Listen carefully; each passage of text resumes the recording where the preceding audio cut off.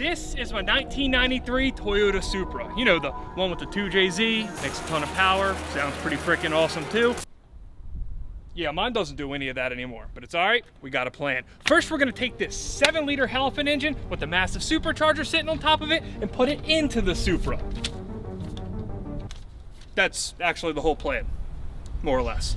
As for how we're gonna fit an engine that's twice the size of the 2JZ into a car that's half the size of a Hellcat, well, we're just gonna have to shove it in and see what happens. Now, to get our engine fitted up, our motor mounts and headers and all that fun stuff built, we're certainly not gonna use our fancy new engine. We're gonna use this core long block that we have laying around the shop. There goes the first bolt. So the factory Hellcat oil pans are front sump, meaning they have this up here. I don't think that's gonna work for us. So we switched to a rear sump Holley oil pan, which I think at least has a decent shot of fitting into here. That we, again, may have to do just a little bit of cutting. As we're doing this, it feels wrong. Wrong in the best way, I should clarify. Where's the 2JZ, bro? I mean, do we really need to go all the way down to see what the first issue here is gonna be? We're gonna have to do some chop, chop, chop, chop. Keep it coming, keep it coming. Right there, hold. I think this is more or less, at least, where this engine's gonna sit depth-wise, front to back. We do, however, have to bring it down quite a bit more. And I think our first issue is gonna be the fact that our oil pan is gonna smash into the rear part of that front subframe. So there's basically two ways we can remedy this whole little bit of interference. Number one would be to try to find an oil pan that fits right in this hole. I think that's unlikely. Option number two, though, yeah, this honestly does feel a bit wrong, but to be fair, we're also putting a Hemi in it. That's wrong too, so we're just gonna kind of roll with it. On a serious note, I know it might seem harsh, but what we'll ultimately do once we get our engine sat in place is build a bar that goes either around the back of the oil pan, maybe around the front of it, to connect this part of the subframe again, so we're not really losing anything except the factory-looking subframe. So it's really no harm, no foul. There's not much about this car that's gonna look factory anyway. The one other thing we're pretty obviously gonna have to change is our oil filter housing. The oil filter was smashing into, or at least it would smash into, our steering rack once we sat our engine in place. So just like we did on my truck build, we're gonna have to swap out to one of the TRX ones that comes forward instead of down. Ooh, ooh, ooh. That was easy. All right, bring it in a little more. More. Hold. So right now, the thinnest part of the oil pan sitting over that front section of the subframe, you know, the one we didn't cut, we've got, I don't know, about 5-ish inches to bring it down. How are we looking side to side? Good, I think. Yeah? What's your rocker measurement? We should put a handbrake on this car. Probably. Yeah, that's centered. That's good. There we go, yeah, perfect. Real precise. So right now, the oil pan's sitting on the steering rack, so we'd have to bring it up at least like, I don't know, 1/4 of an inch. But more or less, this is where it's gonna sit height-wise. One thing though, is it's sitting currently a good inch in front of where the 2JZ sat in the same chassis. At the moment, what's stopping us from moving it back any further is the corner of this passenger side cylinder head. It's hitting the firewall. There's a decent sized bump out in the firewall where I guess the HVAC used to be. It's no longer there. In fact, there's nothing back there at the moment, so I guess if we wanted to, we probably could. But this V8, it's not nearly as long as the inline 6 2JZ we took out of it, and the engine mount bosses, they're basically in the perfect position as it sits. Plus, the further back we get this thing, the harder it becomes to fit that massive 3.8 liter Whipple we're sitting on top of it. So I think the weight distribution's still perfectly fine here. I'm thinking we mount it right about here.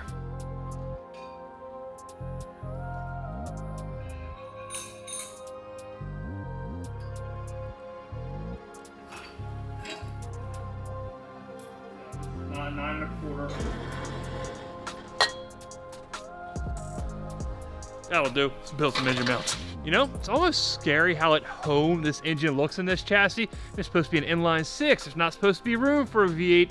It honestly fits really well. Now that we are under it though, we have a good bit more clearance than we actually need on our steering rack, and even more on our front subframe. We're gonna switch out to a smaller alignment tool made out of the finest pine Alaska has to offer. Our pine's not quite piney enough, so we'll stick in a piece of door that somebody kicked in too. Maybe that'll do the trick. That's about what we want right there. That's perfect. Just a finger's width.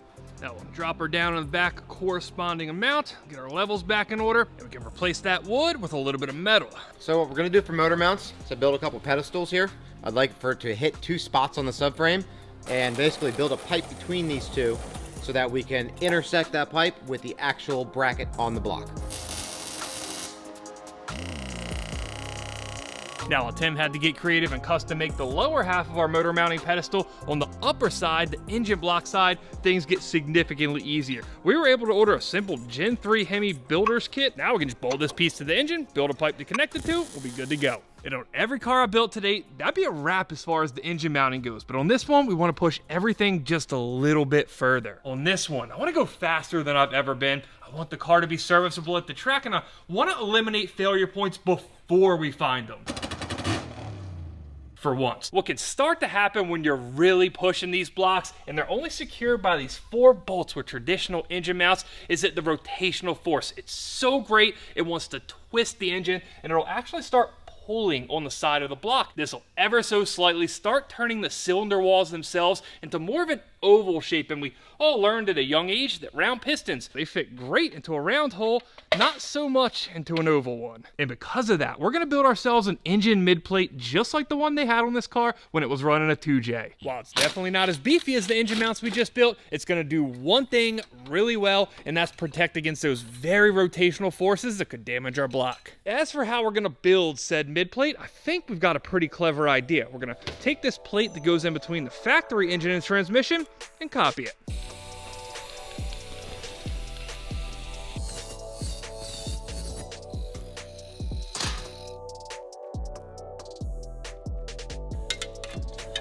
Not the easiest thing to maneuver around in here. One down, right onto the other. The plate fits really well, actually. Now, because this engine sits a bit further forward, we are gonna have to modify the mounts that they welded onto the frame for the old mid plate. We're gonna have to move them forward, well, however much that is.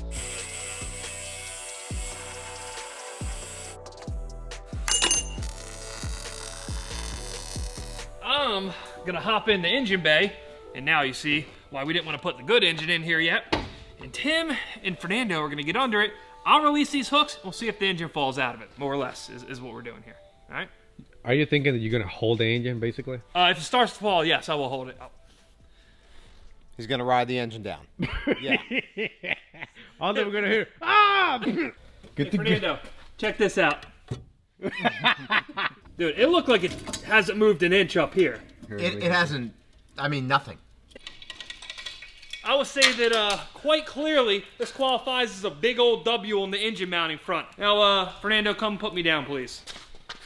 If you can't tell by what we're doing at this very moment, next up on the whole mounting design train is the transmission mount. This is our fancy new Turbo 400 built by 501 Performance. It's got 3 speeds, a billet input shaft, a Pro Mod aluminum drum, a reverse manual valve body. It should handle everything we can possibly throw at it. Now, when I bought this car, it had a sick power glide in it. It would have handled everything we could have thrown at it quarter mile wise, but one of the main things I want to do with this car, once we get it wrapped up, is drag and drive. As much as I would have liked to save some money and keep that power glide, we really needed something with 3 gears in it. That way it sucks, you know, just a little bit less when we're cruising 200 miles down the highway in a race car. That's wild. I am truly shaking the entire car on the lift. I don't know if you guys can see it, but every rear-wheel drive car that I've messed with in the past, as soon as you pull the transmission mount off, the transmission's sagging down, the engine's leaning back. Just another benefit of that whole mid-plate thing, I guess. Now, as solid as this is, and trust me, I want to feel it again, it is solid. We are going to need a transmission mount to drive it. Well, that's the transmission mount that they were using on the Power Glide. It fits the chassis side, obviously, because why wouldn't it? But on the transmission side, yeah, we're gonna need a couple more inches.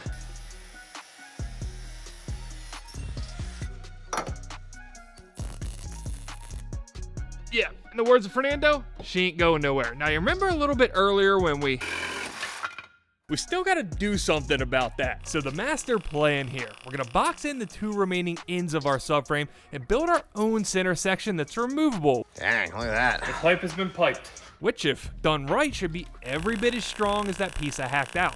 This will bolt in right there. So transmission's mounted, engine's mounted. I don't think that's going anywhere. I think it's about that time.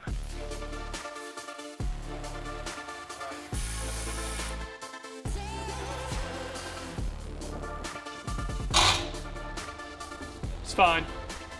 So the engine's basically in place. The only thing we need to do now is lean it back till it hits the mid plate, and the question is the blower gonna smash into the cow? Oh, that's plenty of room. That's a lot of room. Our valve cover, that's still clear just like we left it. Look at that. Look at that. All the room in the world.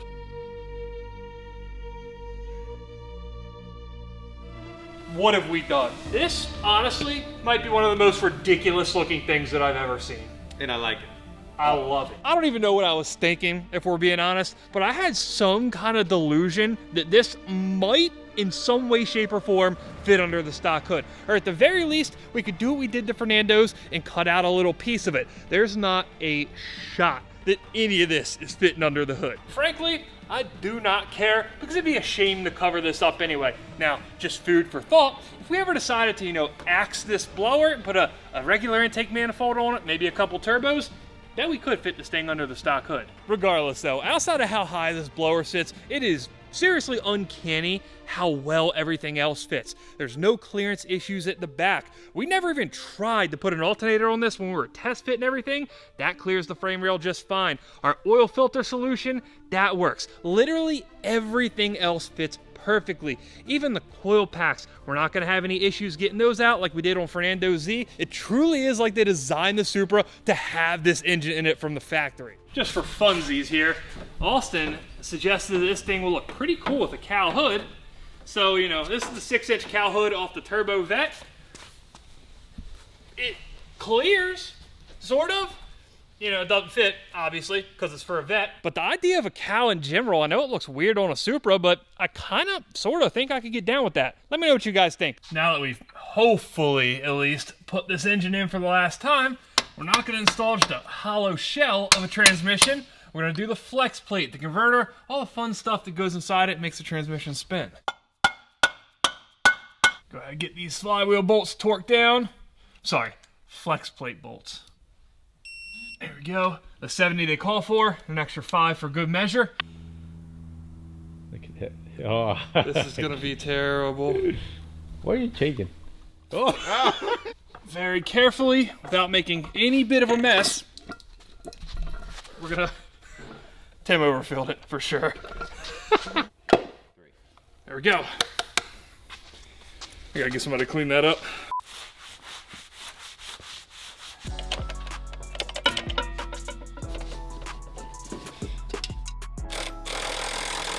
Well, just got a nice reminder of something we had to fight through on the truck build too, being that we used a similar converter in the exact same flex plate. These little ears on the torque converter, they bash into the welds on the flex plate, and we totally forgot we have to clearance the torque converter just a little bit, which would have been far easier to do outside of the car, but hey, here we are. But to be fair, every time we do this, it ends with metal coming out of the bell housing. Hopefully this time it's not the starter too.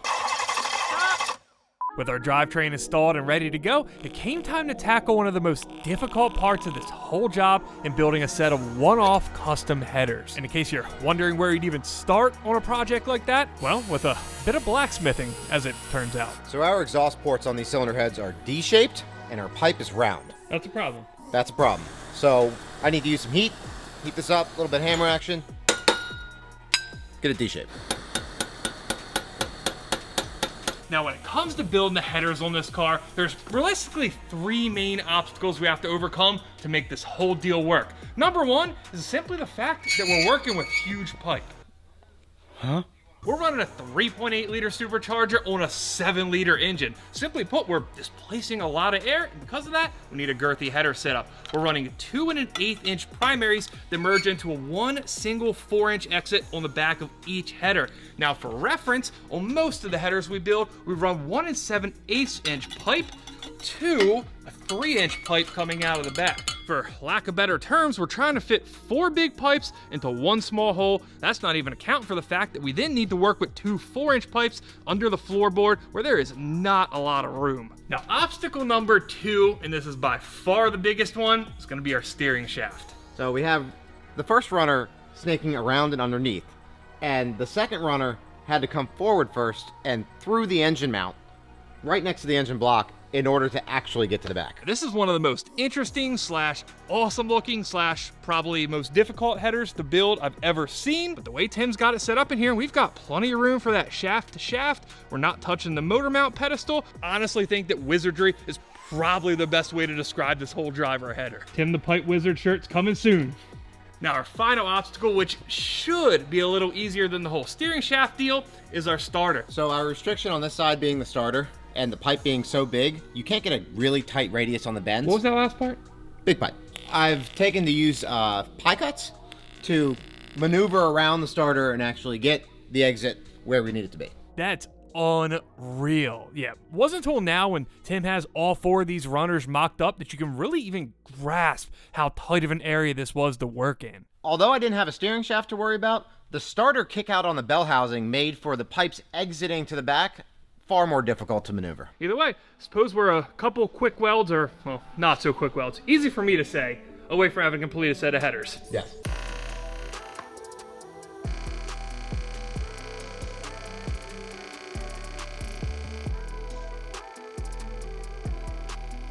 You know, we just spent the last, week at this point, planning how these are gonna fit in the car, you know, meticulously fitting them up, making sure every bin's right, and now I kinda don't wanna put them in the car. They're beautiful. They're too nice to go in a car. These belong in a frickin' museum. Look at these things. It's turned out to be quite the arduous task. We had to cut the flange in half so that we could actually maneuver these in and out of the car. At the end of the day, let's just say I'm pretty exhausted. Just for size comparison, this is a set of Stainless Works headers we have for the track hawk. These Stainless Works headers are the go-to anytime I need a set of production, kind of off-the-shelf headers. They're awesome. Needless to say, there wasn't really an off-the-shelf solution for this time. Comparing the pipe size is one thing, but seeing these completed headers next to a set of the ones we normally use is just wild. On the other hand, though, we haven't actually fit these up to the car now that they're welded together in one piece, and to be clear, neither of us think this is going to be exactly pleasant. This one, I'm very confident will fit very easily. The others... That's the forward part of the passenger side, right? Correct. Yeah, there's not really obstructing it there. That's, you know, take a freebie at first, you know. Get some momentum built up. Huh, look at that. 1 down, 3 to go. Maybe these have to go in first. Maybe they have to work together. Yep. It's the work together thing. There's 2 ways to plan. We either remove the steering column or we... Ain't dumb if it works. We got this. It's right there. I think if you give like a honest, good push, it just comes. Maybe not. Maybe not. No, that looks like an honest push. Don't worry. It's just a pry bar. So close. It is, isn't it? Mm-hmm. Okay. So this can rotate down, right? Like Oh, that. hold on. We're on to something here. We're on to something. Almost. We got it. It's there. All right. Wow. We're never taking this out again. Period. If we have a failure in the engine, it's just staying, all right? No, I think this wouldn't be that bad if we simply lift the headers off, leave the headers in place, and then pull the engine out. That's how we're gonna have to service this car. As funny as that sounds. Last one. Our biggest issue here, again, the steering shaft.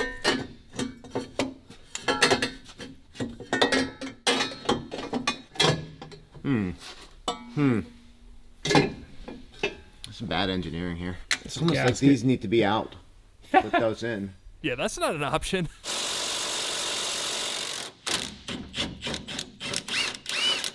All you have to do is, you know, remove every control arm mount, lower the subframe, put the pull jack under your engine. But outside of all that, it wasn't too bad, I guess. Either way, after going back and adding provisions for the O2 sensors, which we most certainly didn't forget until this very moment, we can officially check one of the most complex parts of this build off the list. What an absolute masterpiece. 10 out of 10. 11 out of 10. Thank you. Clearly, the headers are the most complex part of this whole exhaust build, and if I'm being honest, I thought it was going to be really simple from here on out, but then we got to originally I was going to keep it real simple. We were going to stick a turn down right off the header, real race car like. We even had the perfect piece of pipe ready to go. Recycling, it's green. But this car, we're going to push this thing like I've honestly never pushed a car in my life, and that means at some point we probably will hurt a motor.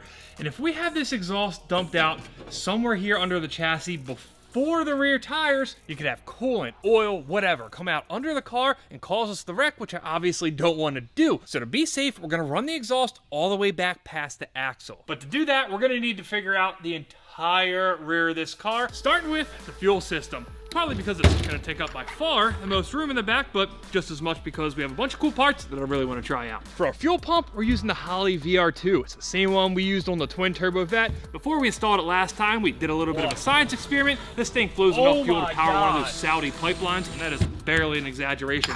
For fuel filters, we got these baller Holley units, along with the biggest fuel filter I have ever seen. But all this, we'll get to that later, because now we got something else to figure out. This is where the gas tank's supposed to go, and we don't have one. When we bought the Supra, it had this tiny little 3-gallon fuel cell in it because race car and whatnot. That wasn't gonna cut it for our uses, though we were able to repurpose that fuel cell for an engine run stand, so at least we put it to good use.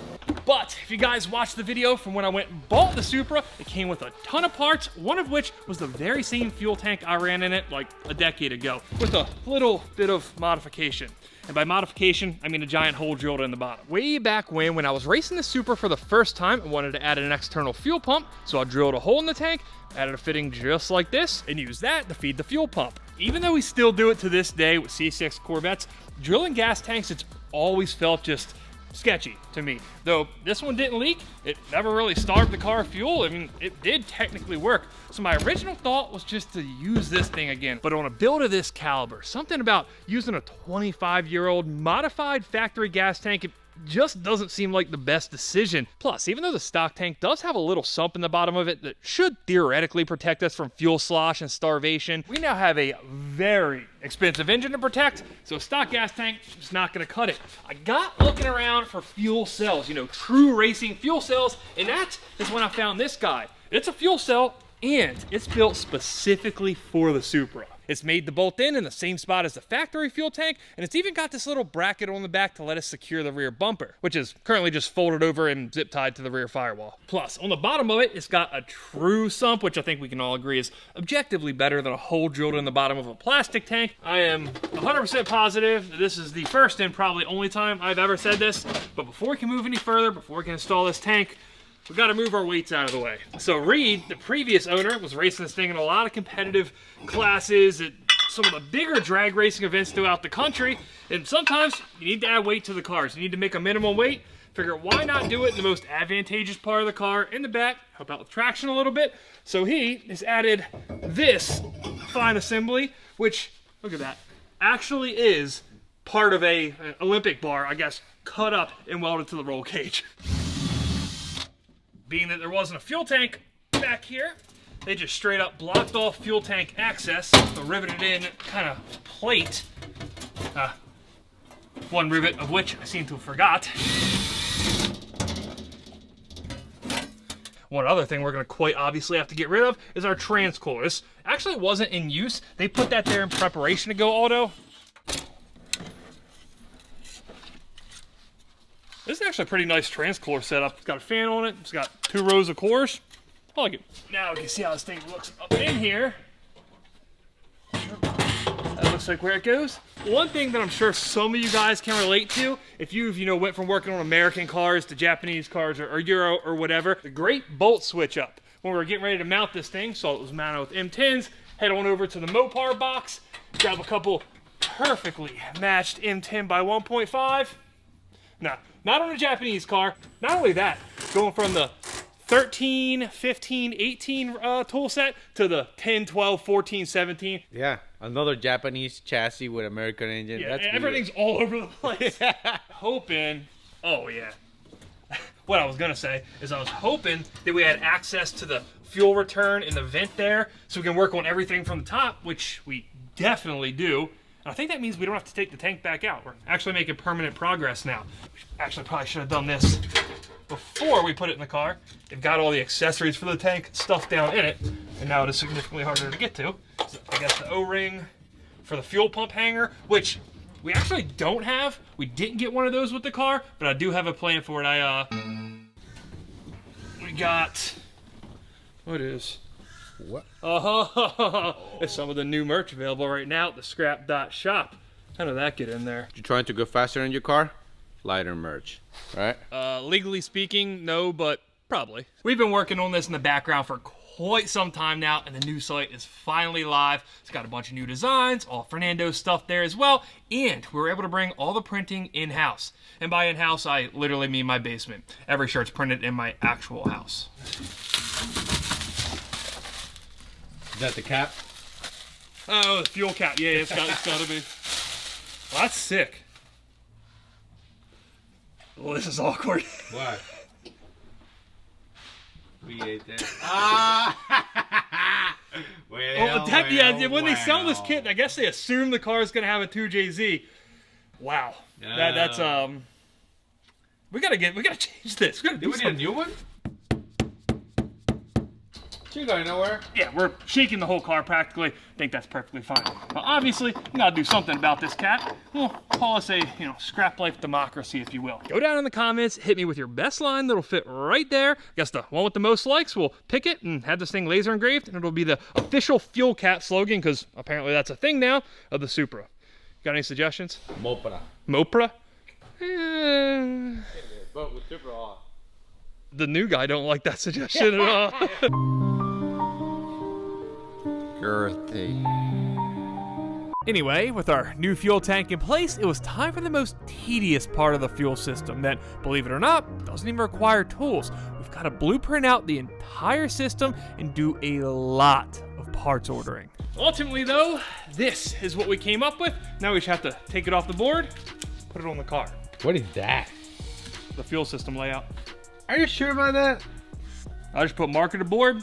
This is what came out. First thing on the list, we gotta mount our pre-fuel pump fuel filter. This is gonna make sure that if we find any contaminants in our gas tank from the pump or something like that, it doesn't have a chance to get into our expensive fuel pump and screw anything up. And for this at least, it's gonna be real simple. We're gonna run a male-to-male 90-degree fitting right off the tank and hang the fuel filter right there.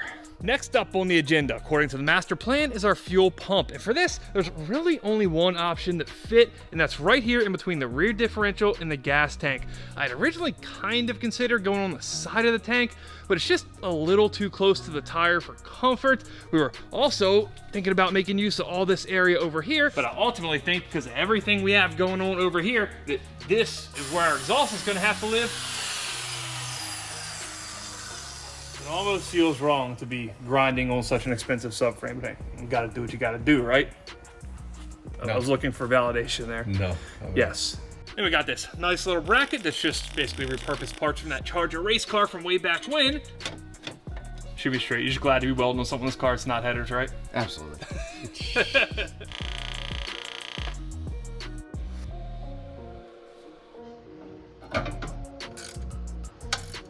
Now, all we have to do is connect our fuel filter to our fuel pump. We have quite the elaborate line setup going on here.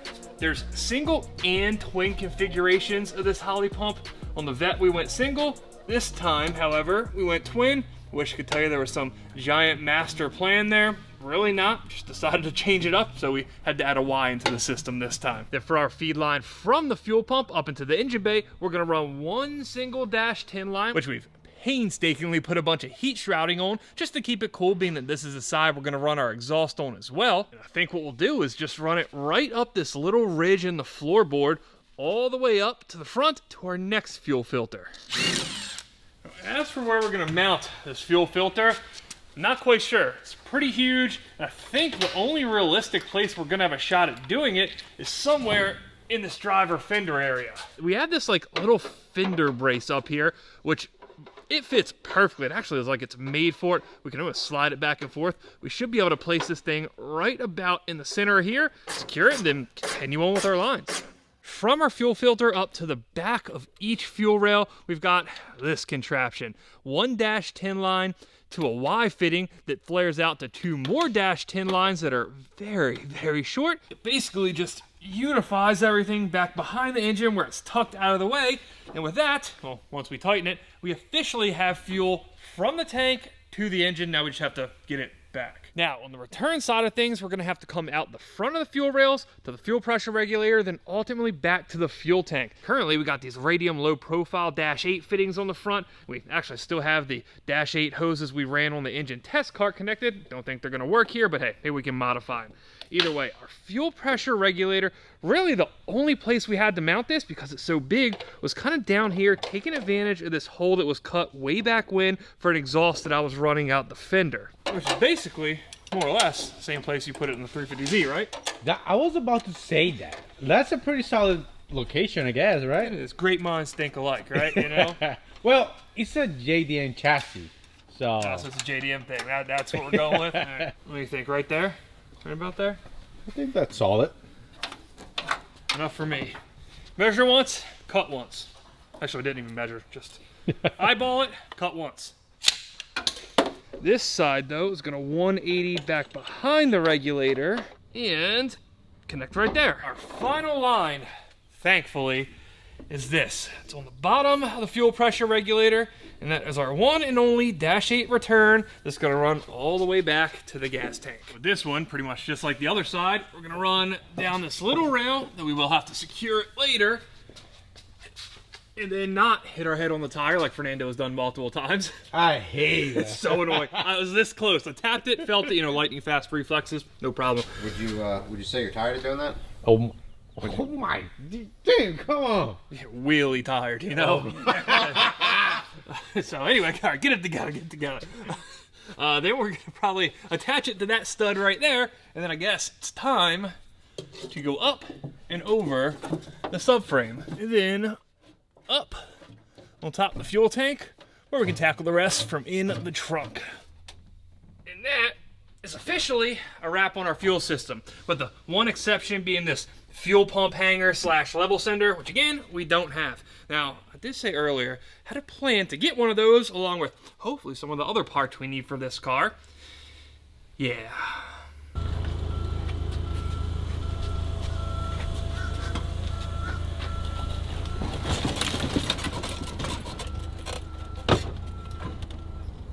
Never said it was a good one. Now, assuming we can get this thing fired up, it probably wouldn't be the worst idea in the world to make sure we don't immediately melt it down. And at the moment, the only thing we have that could even be confused for part of a cooling system is this air-to-air intercooler in the front bumper. Great for turbos, terrible for superchargers. So we're gonna have to ditch that in favor of a couple Porsche radiators.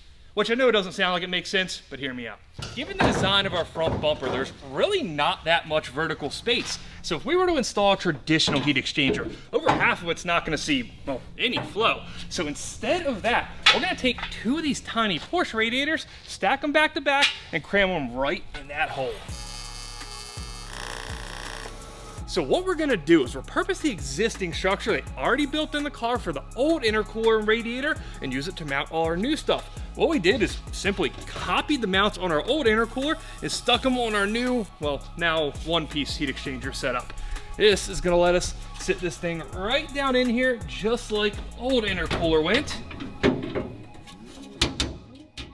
Now we got the surface area of one giant heat exchanger and one tiny little package, all of which is going to see air flowing directly through it. And with our core sorted out, now we can move on to the real star of the heat exchanger system, this guy. It's a 7.5 gallon ice tank, which more or less just acts like a giant reservoir for the heat exchanger system. But as the name would suggest, you can pull this big cap on the top off, dump a bunch of ice in, and cool everything down. It leads to lower intake temperatures and of course more power.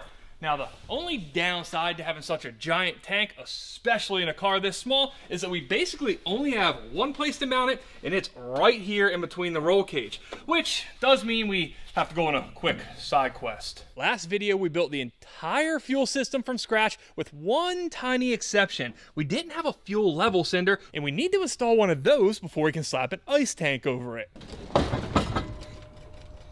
Yeah, so to get the few parts we need for our Supra build, along with a few for Tim's Supra build, we figured it wouldn't be the worst idea to go out and buy the literal cheapest Supra on the planet. It's a whole nother story, it's definitely for another video, but for now, I'm hoping that under all of what looks like half of the engine, that we can find the fuel level sender that we need.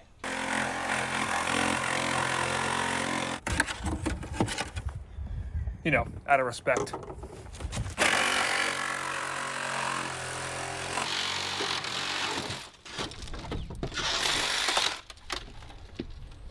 Wow.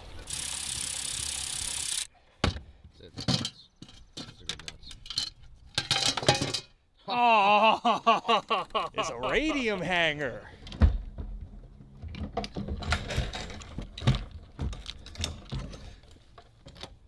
Well, we got what we need. It's a little plastic piece right there. And as a bonus, we got a really nice billet fuel hanger, which unfortunately does us absolutely zero good, I guess, other than looking cool. Now that we got the fuel setup done, we can go ahead and stick this tank in.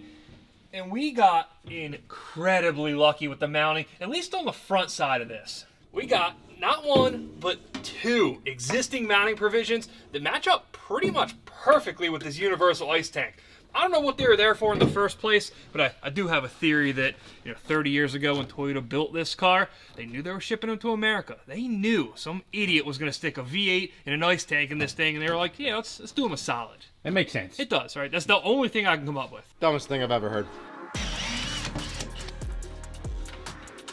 Well, definitely appreciate Toyota for making those front mounts easy. When this thing's full, it's going to weigh something like 50 pounds. So yeah, we're obviously going to have to do something about the back mounts as well. And with our tank in place, now we get to figure out the whole pump setup. And one of the really cool things about this tank, and no, that is most certainly not an ice tank pun, is that it's made specifically for this Pierburg pump, which I believe is a BMW water pump. The way this whole pump setup's gonna work, more or less at least, is it's gonna suck in cold water from the bottom of the ice tank, pump will do its spinny thing, and send that water up into the engine bay through a hose we're gonna attach to that port there. Once that cold water's worked its magic in the engine bay, it's all gonna return into this top port through the hose that, right on cue, Tim's jamming onto the tank right now. Now, of course, we do ultimately have to get these into the engine bay, and I think to do that, we're gonna try to pass them through that guy right there. All it's left to do is plumb ourselves a little drain setup so we can empty the ice tank underneath the car. Oh, well, the drain works. I was gonna flip the switch and show you guys how it works. It works. And the final piece of the puzzle is the part of this whole deal that is an actual puzzle, and that's running all our lines. First things first, we're gonna take that icy cold water from the tank in the back and run it right in to our blower. Our big line from the trunk, that's gonna tee off into two -12 lines. One into the passenger side of the blower, the other into the driver's side of the blower. All that, what I guess we can call spicy water, will come out the front ports, and just like the inlet, it'll tee together into one bigger hose. That is gonna run down our frame rail /2 front end, and ultimately end up going into the first heat exchanger right about there. We'll do a little loop to get from the back heat exchanger to the front one, and then our slightly less spicy water will come out the front heat exchanger, right back up the frame rail, just like that, into the firewall, and ultimately back to the ice tank. And that is a wrap on the heat exchanger system. Keep in mind, that only cools our blower. We still have to cool the actual engine, and to do that, we're gonna use this sick unit by CSF. We're gonna try to put it right behind these heat exchangers, though I don't think we're gonna get quite as lucky on the whole mounting deal. Keep in mind, the radiator that was in this car was way smaller, but if we sit this bigger unit on top of that mount, it sits just a little too high, the hood won't clear. The hood. The hood. As it always seems to work out, we really only need another inch or two and things would be fine. Now I think we can get half of that by taking off that little lip on the front that's contacting the bar on the mount, and I think we might be able to make up the other half of it by just leaning this guy back a little bit. Pull up contest right.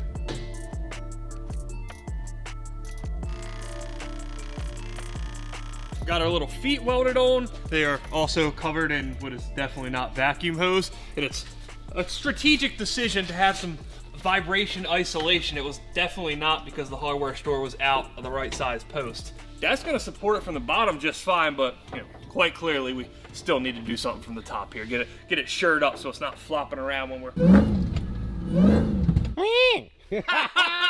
Sound clip! I don't like it. I don't like it either, all right. I mean, take the 2JZ out, no problem. But take Not the carbon headlight. Yeah, that's a problem. We're gonna try to reuse this whole upper radiator mounting frame to build supports for our radiator. And while we're in there, we kinda have to build a proper headlight mount. Obviously, the intake from this is never gonna find its way over here on the passenger side, but don't get me wrong. I do have some wild ideas for the intake on this car. We'll talk about that later though. Oh, there we go. What's that old saying?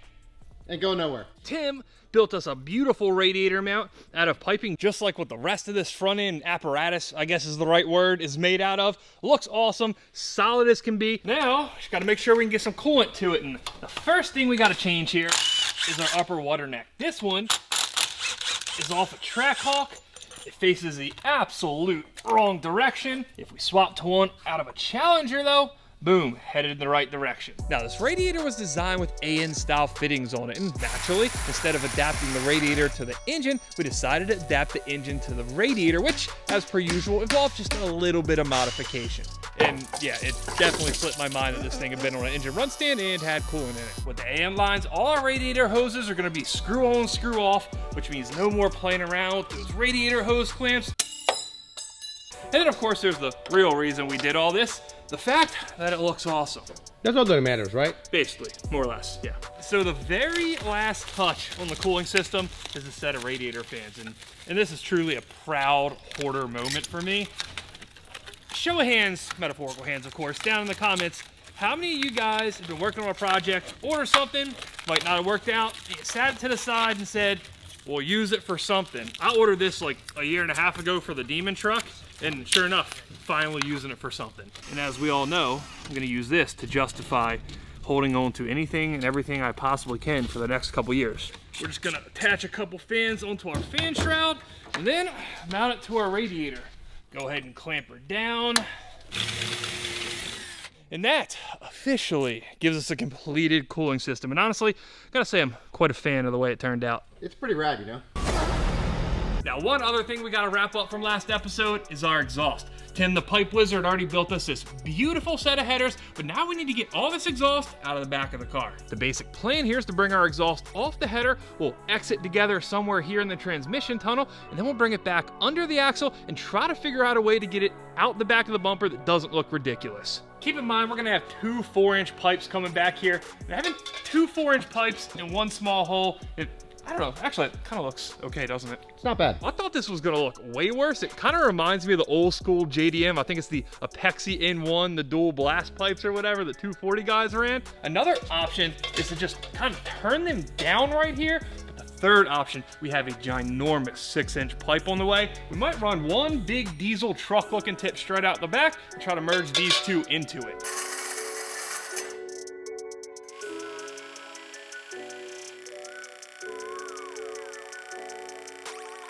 Well, in theory, the pipe is X'd. Now I just have to make two separate pipes all the way back, weld those together and join it together with the X. I want this here because it is the most efficient way to exit exhaust. But it hits there and there. So let me just clarify. The guy who was, I can't believe somebody would hammer a Supra chassis.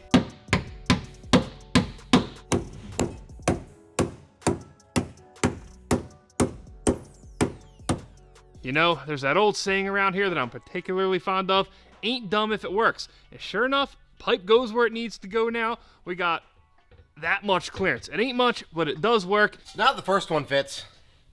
Second one. One pipe's easy. 2 pipes is a challenge. Oh, money. Ah. Money.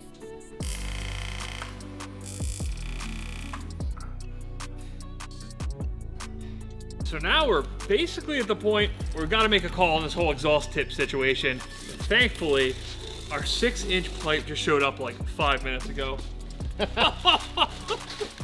Oh, you ready for this? Yeah.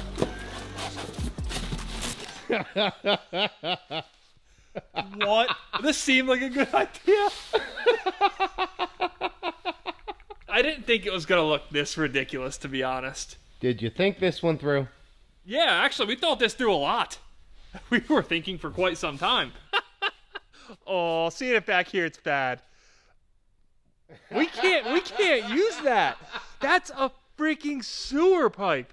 It looks absurd. Just hang some truck nuts off the back of it while I'm at it. Okay, this is the thing, right? I'm totally cool with that. Thing like that looks race car stuff. Imagine when Stu stepping and all the fires are gonna come out. You know how I know you're an import guy? Why? Because you like this. No, it's not. We're just gonna have to go with the dual 4-inch pipes out the back. We'll probably have to cut the bumper a little bit right there. We'll tuck them up as much as we can. At the end of the day, I guess this car is going back to the JDM roots after all. Right here is where we need to be. So we got the first pipe made. That is kind of the easy part. That was a straight shot from where those dual pipes were by the axle. Now we have to cut the bumper and try to line up the second pipe. And while I don't think this is gonna look bad, I actually quite like the dual exhaust coming out the back. This is where it has the potential to all go south. We screw up this cut, it looks all wonky. Oh, we're gonna have a goofy looking car. First one's the worst one, right? Oh, You nailed it with that. Wow. yeah, yeah. All right, I thought that was gonna go so much worse. I'm not gonna lie. That's pretty cool. Straight on. Yep. Pure dumb luck. I'm gonna be honest, but I'll take it.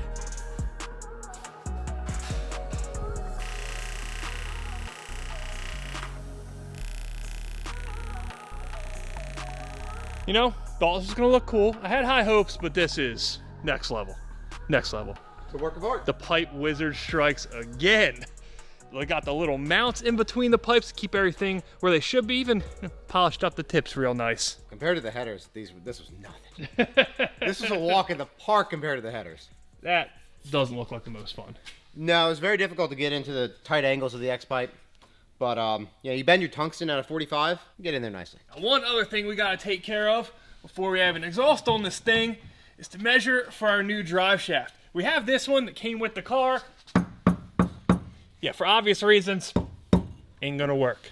But I think instead of building a new drive shaft completely from scratch, we can take a couple measurements and actually have this drive shaft that came with the car modified. They're gonna hack it down, make it a little shorter. They'll swap out this slip yoke for this one that actually fits our new transmission, and we should have a functional and really strong drive shaft on the cheap.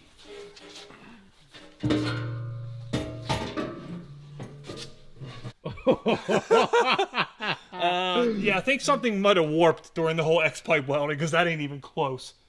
Whoa. Let's grab the scissor jack.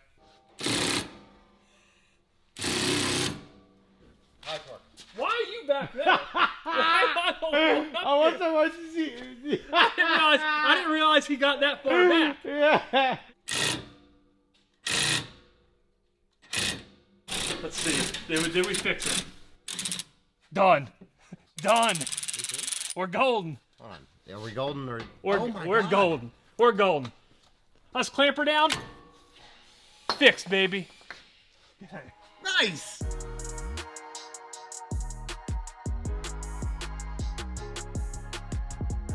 Wow. All right, so I don't know what I expected out of this, but I certainly didn't expect it to look this awesome. 10 out of 10. Who'd have thought? The dual JDM blast pipes out in the back. Tough. So exhaust, check. Intake though, yeah. not so much. Now, ultimately, I do want to do one big carbon fiber kind of duct into a headlight assembly, just like we had on the passenger side. But frankly, don't really know where to start on something like that. And you guys know somebody that can handle something like that, send them my way. I'd love to work with them on this. But either way, temporarily at least, we're gonna need some kind of race intake. I don't want to just leave the throttle body wide open. So I figured instead of trying to buy one, why don't we make one? We already managed to find a 3D print file for a much smaller velocity stack. I'm hoping we can just scale it up, make a few modifications, and use it for what we need. We'll cut a little bit of that horn off at the bottom, give it a less aggressive kind of bell shape on the back of it. Now, one other thing I want to do is add a little bit of a lip to the top of it. That way it's not just an open funnel. I have a kind of tricky idea of something I want to try out to include a screen or a makeshift filter in it. All right, we let this thing print overnight. Wow. Wow. That is sick. Trace out our ring. That way we can cut out a little bit of this specialty race car mesh, kind of as like an intake filter. That looks a whole lot like chicken wire to me. It's chicken wire, yeah. Hit our mesh of unknown origin with the torch just a little bit so we can heat it up and inlay it into the velocity stack a little bit. And that is one sick intake that, to be honest, I had a freaking blast designing and making. I think we're just gonna put it right off the throttle body and tilt it that way a little bit so it doesn't look so goofy just sticking straight out. Now, the only 5.5 inch or 140 millimeter silicone coupler I could find is this behemoth. It was $100, came from HPS, and it is supremely floppy. So we're gonna have to cut this as short as possible so, you know, we don't end up like Fernando.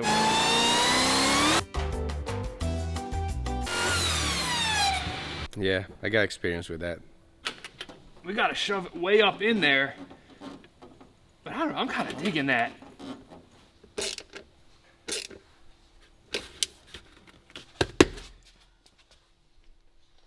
I mean, That looks way cooler than I thought it was gonna. Don't get me wrong, I still want to do that whole one-piece carbon intake thing, but especially for kind of a temporary race solution, I could not be happier with the way this turned out. And slowly but surely, we're scratching things off this list to the point where we're getting dangerously close to being able to fire it up. And that means now we can get on with installing our full electronics package. On one hand, super pumped about it, which is definitely the first time I had ever said that about wiring. But we're gonna try a bunch of cool new technology, and I'm just excited to see how it all works. On the other hand though, wiring around this cage, yeah, that's gonna suck. So far on the wiring front, all we've done is lay down our engine harness and wire up our Holley fuel pump modules. Now, we gotta get inside this thing and find a home for our two main components. Number one, our Holley Dominator ECU. This has been the brain for pretty much every build we've done here lately. It's their new lightweight version. It's like 1 pound and some odd ounces lighter, which is awesome, but it's also red, which is awesomer. And then there's our ECU Masters PMU. This one small unit that fits in the palm of your hand is gonna act as 24 programmable relays. It's gonna make for a much more tidy wiring experience, just save us a ton of time too, which is always nice on a build like this. Now, as for how we're gonna mount these guys, Toyota's made it once again ultra simple on us. They've given us a perfect location for this Holley Dominator ECU. There's this bracket and this bracket, which I believe were originally for the passenger airbag, but you can't really use that when there's a roll cage bar going where that should be. We're gonna mount it right here, upside down, being that we don't really need to see it visually, and then we're gonna mount our PMU on top of it. That way we can keep an eye on all these little LEDs that let you know the status of each individual output.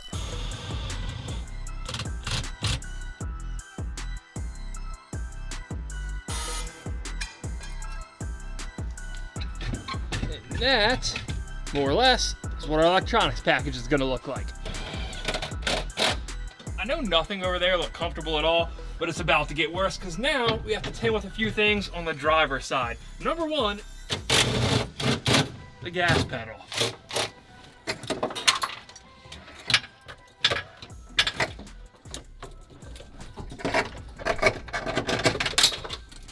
So this is our old pedal assembly, like exactly what you think would come in a 1990s Toyota. Drive-by cable. Drive-by cable is exactly what it sounds like. There's a mechanical cable connecting the gas pedal and the throttle body. Press the gas pedal, cracks the throttle body open. There's really nothing to fail unless you break a throttle cable, but the Hellcats, they're designed to run off a drive-by-wire throttle setup, which is exactly what it sounds like as well. You hit the gas, sends a signal to the ECU, some magic happens in there, and then your throttle body cracks open. Now, we do have the obvious issue here, the fact that the new pedal's like 3 times the size of the one that came out of it, so I'm not really sure how that's gonna go. Our one saving grace might be that that firewall is really flat. Let's see if we can get lucky on a few of these existing holes. Dude.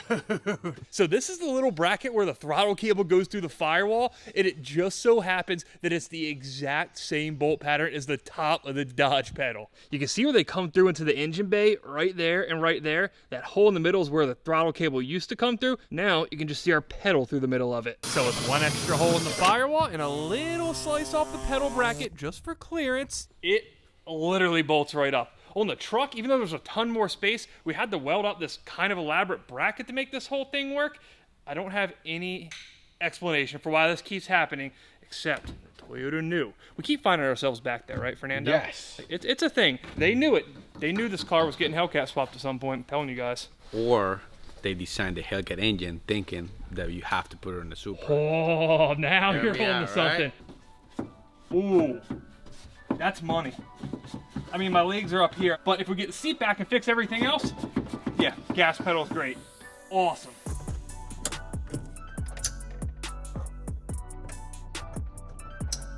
Now with our pedal sorted out, the next thing we got to take care of over here is figure out where we're going to put our Holley dash display. Now I was thinking that we could have just drilled it into the steering column cover like we did on the Demon truck, but honestly I'd rather have it a little further back under this hood of the dash. That way it doesn't suffer from all the sun glare issues that ironically the Demon truck does. My original thought was to try to use this janky cut up dash panel that came with the Supra and try to put the dash in here somehow, but no matter where you place it, you're still going to see that big hole behind it. It just doesn't look awesome. Fortunately for us though, we still got that part Supra over next door.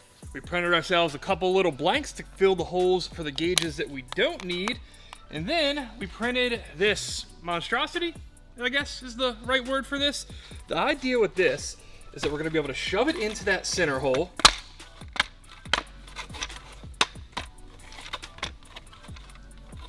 Look straight to you, Fernando? Nah. Straight-ish. We'll figure that part out. We'll secure it from the back, and then our cluster will bolt right to it. Look at that. One of the cool things about the way we have this set up is that all the wiring is gonna go right through the middle of this hole, which in turn means all that wiring is gonna go straight through the hole in the gauge panel and basically disappear like it never existed in the first place. Best part of every build, isn't it? Always. You got the radio? Huh? You got the radio? I We're gonna be on some long drives in this thing. You Yes. really want to just listen to me going, wheet? Nah, we have Wait, to. the whole You time? have to put music on it. We'll bring a Bluetooth speaker, all right? Now we'll be able to kind of direct all the wires where they need to go. This one's gonna go down to the ECU. Then we got our GPS speed antenna that will run all the way up the A-pillar. We'll have to tuck it behind that, over along what's left of the headliner, and ultimately right about there. Oh yeah, that is freaking perfect. We got it tucked up as much as we possibly could. You know, this is the first time I can actually see myself driving this car. It looks like it's ready to be driven. Except if you ignore all that, if we stop right here, it looks like it's ready to be driven. To get us yet another step closer, while I've been mounting up all this stuff, Tim's been hard at work doing a little wiring in advance. I pre-made a fan harness along with harnesses for every other component in the car. That way I'm able to drop everything in, run everything into the ECU and the PMU, and move right along. So right now I'm working on the PMU part of this, which essentially I'm mapping the inputs and the outputs for the actual PMU. So that'll control our fuel pumps, all of our lighting on the car, and blinkers, starter, essentially being able to, with the keypad or with the engine computer, tell the PMU, I want to turn that on, I want to turn this off. And speaking of the keypad, we barely even busted this thing out of the box yet. It's basically a 12-switch switch panel that we can configure any which way we want. It comes with a bunch of stickers. They got nitrous, a rolling anti-lag, yeet. It's got a yeet button. Where? What are we eating? It's And to mount our keypad, we once again went back to the 3D printer, which obviously at this point is by far the most useful ad promo we've ever done. I found a little GoPro mount that's supposed to go around the roll cage, but I actually hacked the GoPro portion off of it and instead put a box on the end with an inset hole that let us mount the keypad.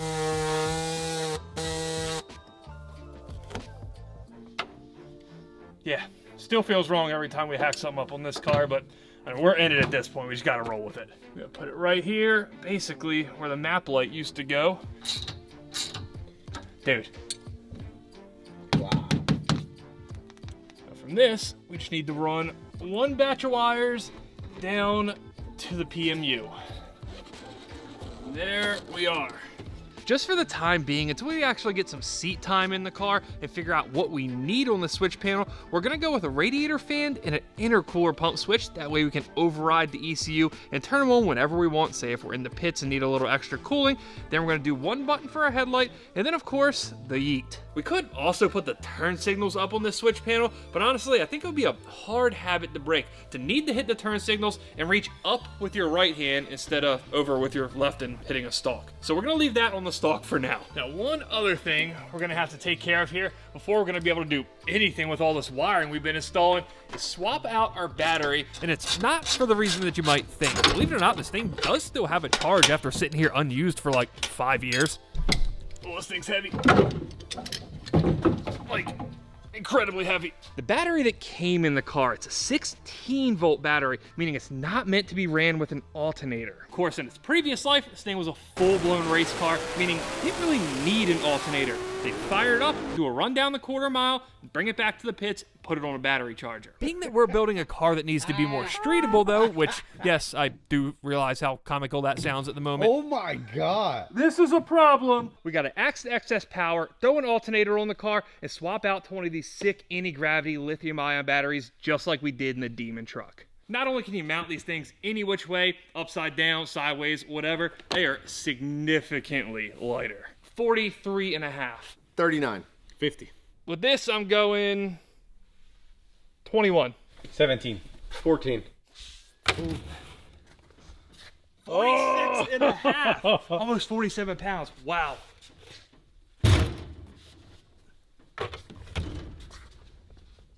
18 pounds.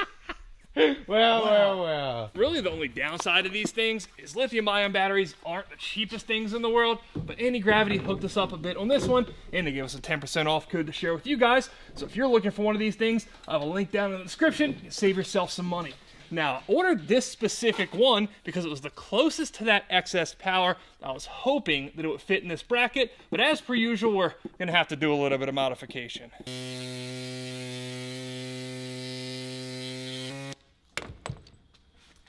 Like welded back together. There we go. Oh, money. Perfect. All right. Now I don't feel so bad about hacking it up.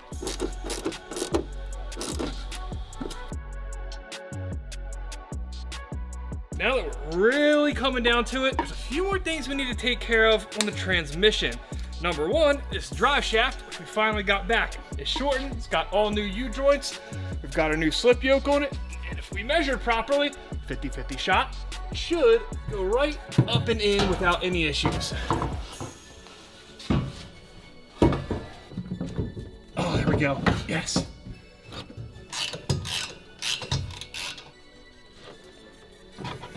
All right, we are officially shafted, and one cool note, we didn't exactly draw it up this way, kind of how it turned out. We can get our drive shaft in without having to take off our exhaust, so little +1 on the serviceability front. Next up on the transmission is our dipstick, and this isn't so much so we can actually check the fluid, it's more so we actually have a spot to fill the transmission. Drill ourselves a hole in the firewall to mount it. Now, the place that is becoming way too crowded. There's a lot of lines, there's some wiring, and now, way down under there's gonna be a dipstick too. You're doing a great job. So the transmission oil filling / checking procedure is gonna be rotate the fuel lines out of the way and pull the dipstick out. Not gonna say it's the cleanest thing in the world, but given the space we have to work with here, I'll take it. So with our dipstick situated, the very last thing we need to do, at least on the transmission side of things, is swap out these little plugs for our transmission cooler lines. What we'll do is run 120-degree fittings right up off these ports on the transmission. We can make ourselves some lines, which we'll add a little bit of this heat shielding to for, well, obvious reasons. We're gonna shove this line in there down from the top. That way we don't accidentally cut it too short. Have this big spool, or what used to look like a spool, now it's kind of a giant mess because it fell on the ground, of -6 hose. Sounds like we're about there, right? Yeah.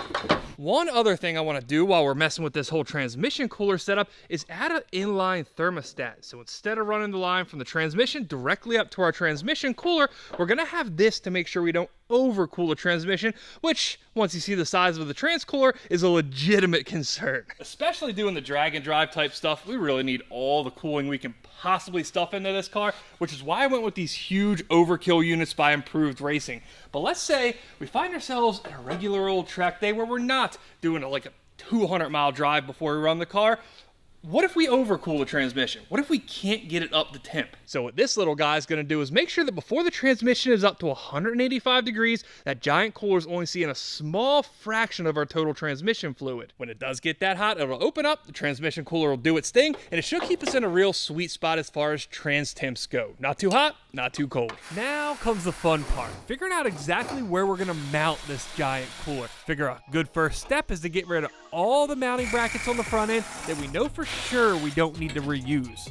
Though I do think we'll keep this turbo mount, you know, just in case. I do think that given the size of these things, vertically's not really going to be an option. It's going to hang too low. I think the only realistic way to do this is to lay them over on their side and basically raise them up until they hit the headlight. To keep this thing in place, we're going to repurpose that mid plate that we pulled off the car last episode into a couple small brackets that we can weld onto the tube front end. Now with our cooler mounted, all that's left is to run our lines. We'll run our transmission fluid into the bottom of the cooler. That way it forces everything up through the cooler and works all the air out. Then from the top of the cooler, it's back through the thermostat and into the transmission. And that is a wrap on the transmission side of things. Now while we were under here, we've also mounted an identical cooler on the passenger side to use as our engine oil cooler. On this side, things are gonna be much easier. We got a real short run of hose from here on our oil cooler housing right over here to our oil cooler. All we gotta do is swap out the factory fittings for these -12 to -10 conversion fittings, if I can get it threaded in. This is a challenge, we're in it together now. There we go, perfect. Now we just gotta connect our few remaining lines, tighten everything down, and we are officially ready to fill this thing up with fluids, test all our systems, and start it up, hopefully. Despite how kind of down and out of the way this dipstick / fill port is, really not too bad to get to. How many of those you actually gonna need? This is a big boy. Turbo 400 with the deep pan they have on it calls for 11 to 12 quarts. We already put like 3 in the converter when we installed that, minus the half that I spilled on the floor. Alright, so ice tank's filled back up. Now we can come over here on our PMU management software and manually command the intercooler pump to come on. Whoa, whoa, whoa, whoa, whoa. That might be an issue. We're talking about washing the engine anyway, so yeah, when we ran this on the engine run stand, we didn't have coolant going through the intercoolers. Yeah, I'm gonna plug that. Provision here for the factory intercooler temperature sensor, which we weren't planning on using, but yeah, quite obviously, it's a bit of an issue now. Let's try this again. I bet it doesn't come all shooting out this time. Sounds a lot better.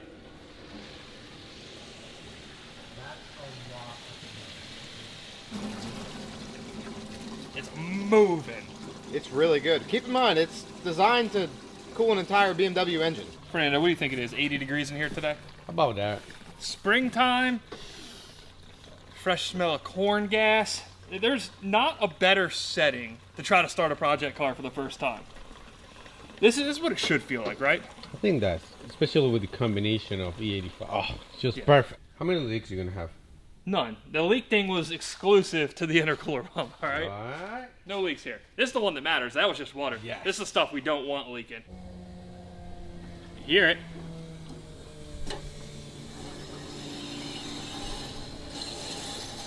Here our regulator regulating.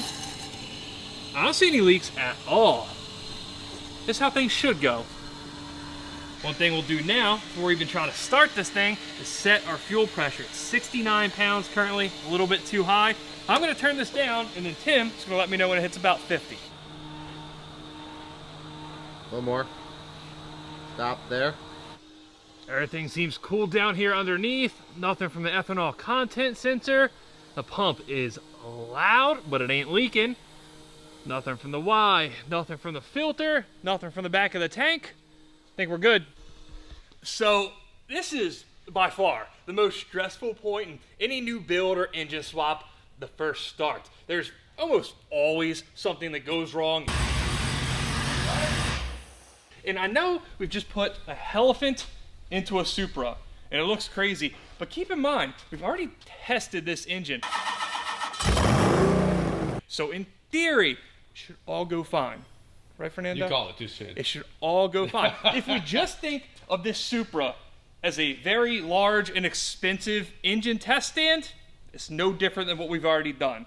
And by that token, it's gonna go perfectly fine. Where is the Supra didn't like this engine? Yeah, there's something supernatural at work here, right? Supra, natural. You ready? Yeah.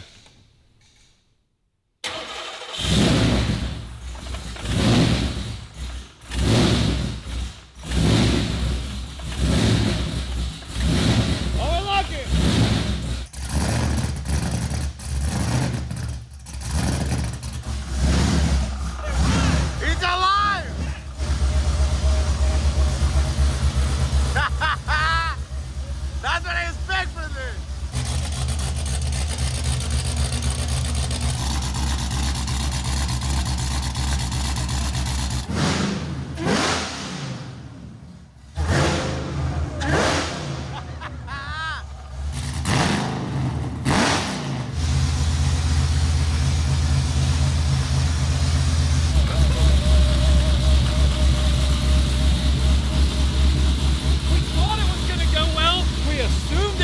Go well.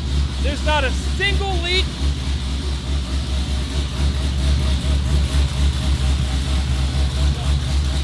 That's awesome. For once, this by far has been the easiest first start we've ever done.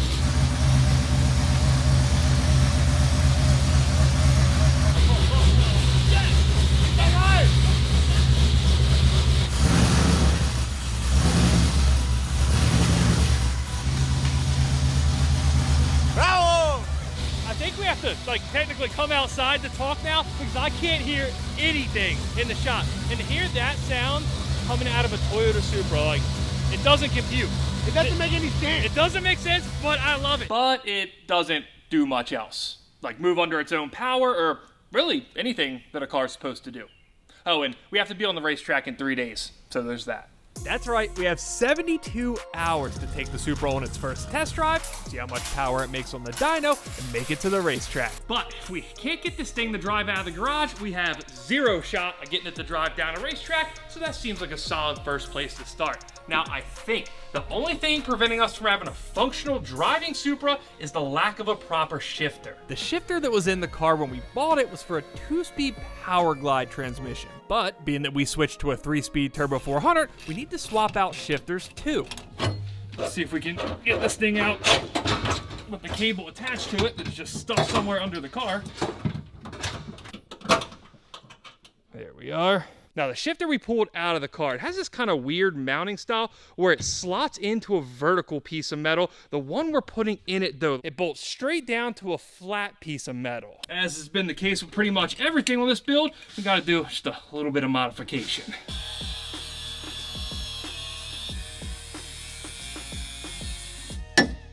Whew. Snake our shifter cable in here, which is going to be a little more tricky than the one that was in the car, being that this shifter has the cable come out of the front. That'll do it. It's going to slide right under this dash panel.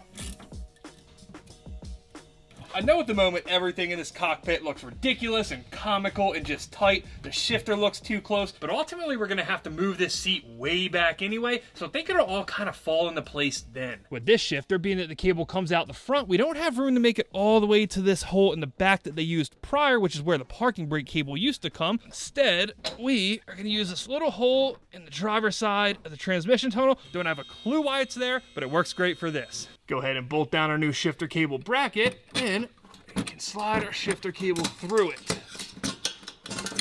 Connect our cable to the bracket, and assuming we did everything right, we should have a functional running driving car. Oh, man. We've done all this work, and now is when we find out if it actually works. I'm excited. I'm fucking excited. Let's go. Let's go.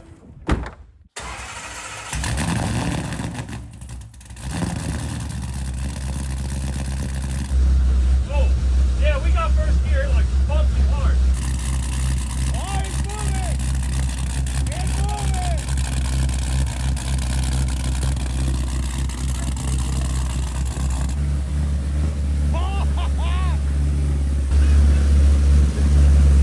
It's moving!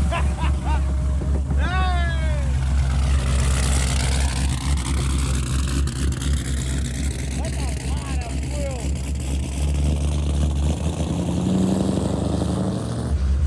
This is awesome!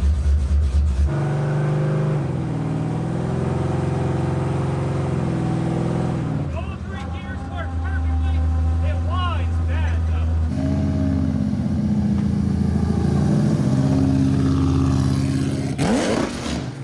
Woo! That's loud, dude! Oh my god! Oh, we don't have reverse. What is it? Oh! Let me turn this off for a second so I can explain this clearly. Yes. We forgot a key piece to this whole deal. And honestly, I forgot about it until I remembered in that Charger race car we had a while back, we had to push the trans brake to get it to go in reverse. This thing also has a trans brake, and we definitely haven't finished wiring it up. So yeah, we have no reverse until we make this work.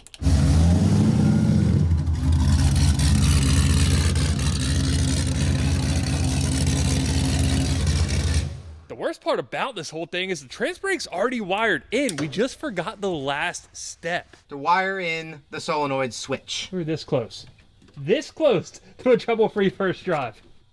Pin 32. All right, plug her in. Sounds like a solenoid working to me. Click. Think we got reverse? We got reverse.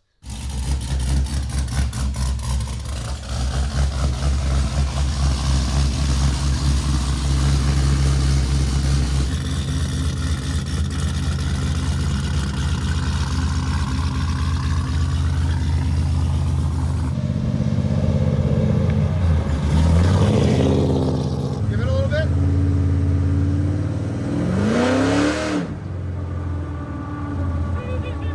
This thing runs well. Yep. So coolant temperatures about 210. Fuel pressure, oil pressure's got a little low. Don't say that.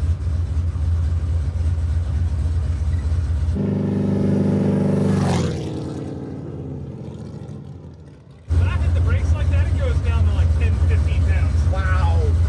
So on this graph, the red line, that is our RPM. That's where we did that little blip of the throttle. We got up to like 6,500. And then afterwards, though, when we got on the brake, that blue line, you see that dip right there? That is our oil pressure, and at the very low point of that, we had 15 pounds of oil pressure, and that ain't good. Really, the only thing that could be causing that under hard braking is all the oil shifting to the front of the oil pan runs dry, and the pickup sucks up air. But we know this pan's legit. It's the same one we ran on the truck. We've never had that issue. So I'm thinking maybe we have it underfilled. We have 7.5 quarts in it at the moment, but fresh engine, who knows how much of that found its way somewhere else and is hiding from us. To be fair, this thing still has the break-in oil in it anyway, so what better time than now to drain it, see how much is actually in it, and then just replace it with the proper stuff anyway. Just to be thorough, we're also going to empty the oil cooler. Factory Mopar oil coolers, there's a provision for this. On this one, we're just going to disconnect the line. I know this is probably the most imprecise way possible to do this, but we're pouring this giant bucket of oil back into the containers that we just filled the engine with, of which we put 8 quarts in. What's that? A little less than a quart. Then we have a little more than a quart in that second one. Got a little carried away there. Nope. We'll call it 6 quarts. We put 7.5 in. Where did it all go, right? Well, it seems like the engine kind of just ate it. And when I say ate it, I don't mean anything bad like consumed it or burnt it. It's just that when you start a new dry engine like this, oil finds its way into every nook and cranny. Meaning we probably should have put another quart and a half in it from the jump.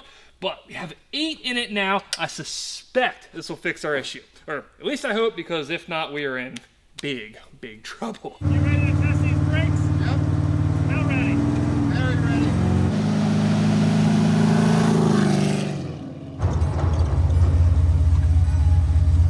We're good. Yep. It didn't drop. I saw the computer go flying. No pressure front though. We're good. One thing we gotta take care of before you think of having any fun with this car is the tires. As has been pointed out like 100 times in the comment section. They're old, they're bald, they're basically what I'm gonna be 2 years from now. It ain't that funny. God damn. 2 years? 6 months max. Anyway, when we bought the Supra, we actually got 2 different sets of wheels with it. The ones that were on it, and then a set of bead locks, so we cooked up a little plan. These guys, we're gonna turn them into smoke like 5 minutes after we get off the dyno, and we're gonna stick a fresh new set of tires on the bead locks. And I wish I could tell you I had some kind of scientific reason for it, but no, it's kind of just because bead locks look awesome. Also, bead locks make it real easy to mount and dismount tires, so I guess that's kind of cool too. Once you got the ring off, you just gotta de-bead the rear using whatever you have. We use the tire machine. If you're at the track, you can use a trailer tongue, and you just lay your new tire over. Slides on, then you can put the upper lip on the little seal there, and then we just get the torquing. They tell you to torque them at 5 different steps: 50 inch-pounds, 100, 150, then like 170, and ultimately 210, I think. 18 foot-pounds is that last one, I'm sure of that. We'll roll with them at 30 pounds for the dyno. Let me see if we can slap these things on. Oof. Way better. So good.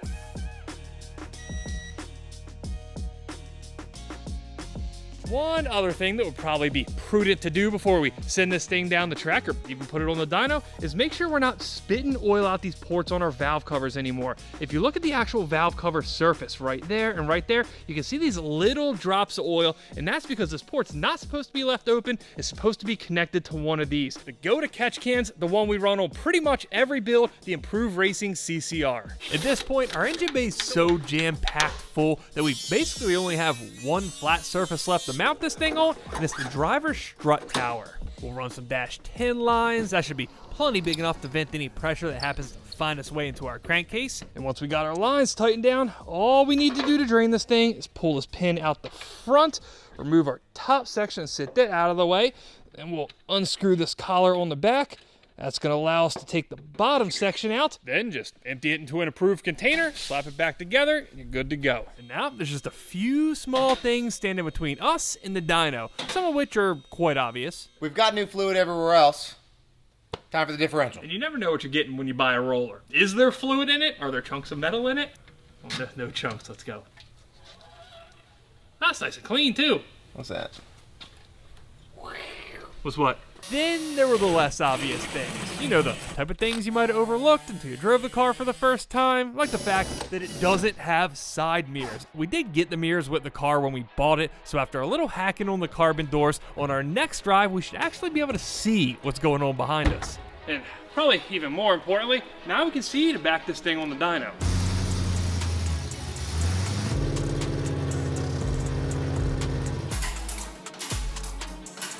So the way we're gonna do this is we're gonna start out with the 3.75 pulley that's on the car right now. After we see what kind of power and boost it makes on that, we're gonna swap out to, what do we call this one, the mid boost? Yeah, like medium boost. Right in the middle. Assuming this one doesn't get us to where we need to go, then we're gonna swap out to this guy, the 3.125, the extra spicy pulley for all the boost. Small things can give great results, huh? That's what I've been saying. Who wants to go first? I guess I go on. 1337. Y'all are putting the pressure on early. So, There we go. 1313. I think this thing's gonna make one less horsepower than the Juke. 419.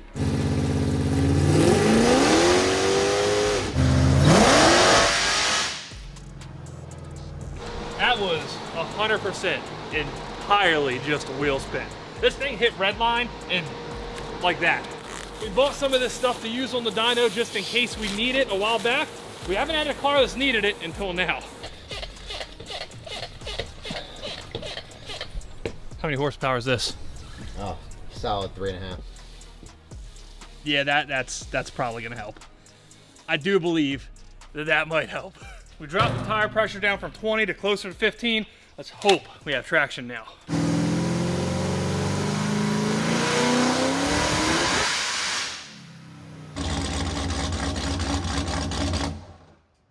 We just spun the tires to 1,050 horsepower.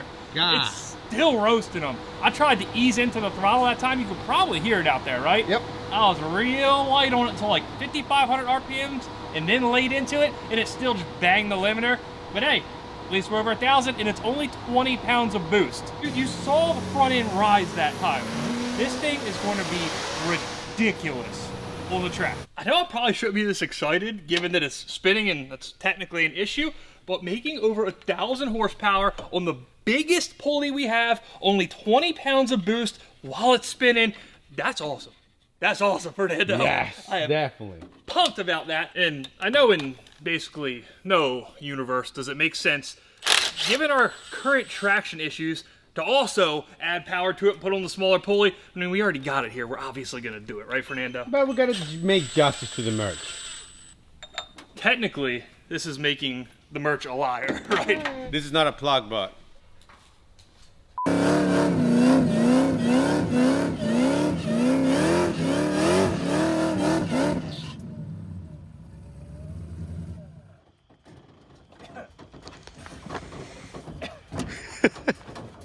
This, however, is a plug for merch. New Supra shirts at the scrap shop now, along with the sticker packs. All right, that about covers it, right?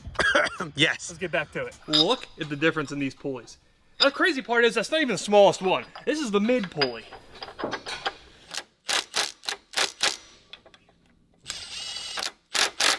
That's a professional torque fix. No, we will have to go back and torque this. I don't want to Loctite it torque yet, though, because I have a feeling it's going to come right back off with the even smaller one. So I'm not sure if we're going to have to go for a smaller belt as well.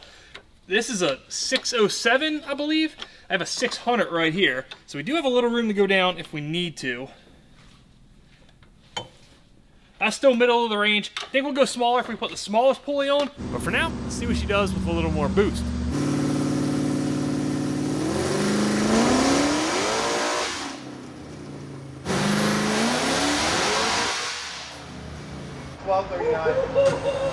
Whoa! Whoa! Maybe this thing ain't spinning so bad.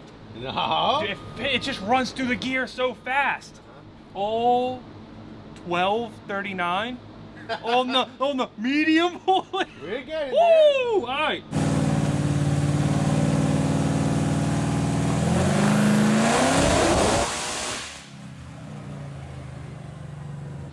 $12.86. Rick asked, what's the dyno record? I told him a vet number that we haven't actually posted publicly yet. That's coming in a video soon, so I almost said it. Yeah. He said, we're going to fix that. Ooh. All right, he said swap the pulley. Let's swap the pulley. All right. Hey, the intake hasn't melted. It's still like Yeah. the chicken match, pollo match is still there. It's not pollo mesh. It's pollo match. Specialty race car mess. Yeah. We've been over this. No. You know, it seems like it's still spinning, to be honest, but maybe it just moves through those RPMs so fast. I don't know. Or maybe it is spinning, and it just makes a lot of power while doing it. Loser. Shootaloo. Who else we got? We got Big Daddy. He's off the list. What'd you call him?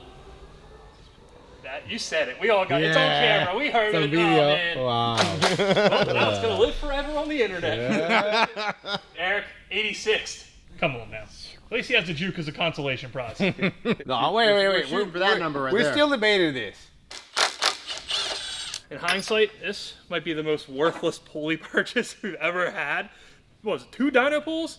2 dyno pulls, 23 pounds of boost, and it's basically just, we don't need it anymore. Bye-bye. This one we'll go ahead and Loctite on. I feel at least fairly confident saying that this is the pulley we're just gonna rock with. We are gonna bust out the new smaller belt this time to make sure we don't get that tensioner too loose. More or less, the general rule of thumb with these is you want to run the smallest belt you can fit with your tensioner all the way compressed. Now that we got the spicy pulley on here, it seems like a great time to ice this thing down as well. It missed the strap by that much.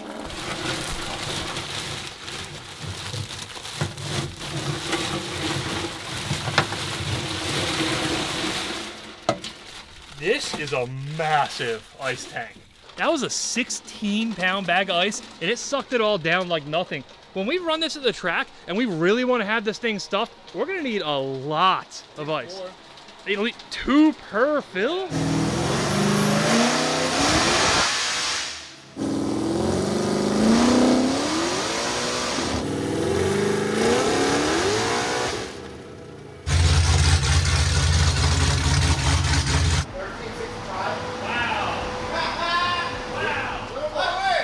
That is a lot of power. A lot of power. Mopar, no car. Yes! Yeah. Finally! We've been trying to get him to do that for so long. Yes! Mopar, no car. That's what. Can I get one more of those? No. One more. Come on, you didn't. The mic wasn't on. Give me one more. Loud. Give me Mopar. Mopar. One time only. I do suppose, though, while we're in a numbers tight mood, we know how much power it makes. Why don't we see how much it weighs? A lot. A lot? No, come on now. It's not like it's a Hellcat. Usually when we're weighing cars, I feel like I have a pretty good idea of what it's gonna come out to. This one though, I don't have a clue. No clue. So a stock Supra is 35-ish, 100 pounds. A stock 2GZ is like 450. This has a much heavier engine. I don't know exactly how heavy it is. I bet it's 900 pounds.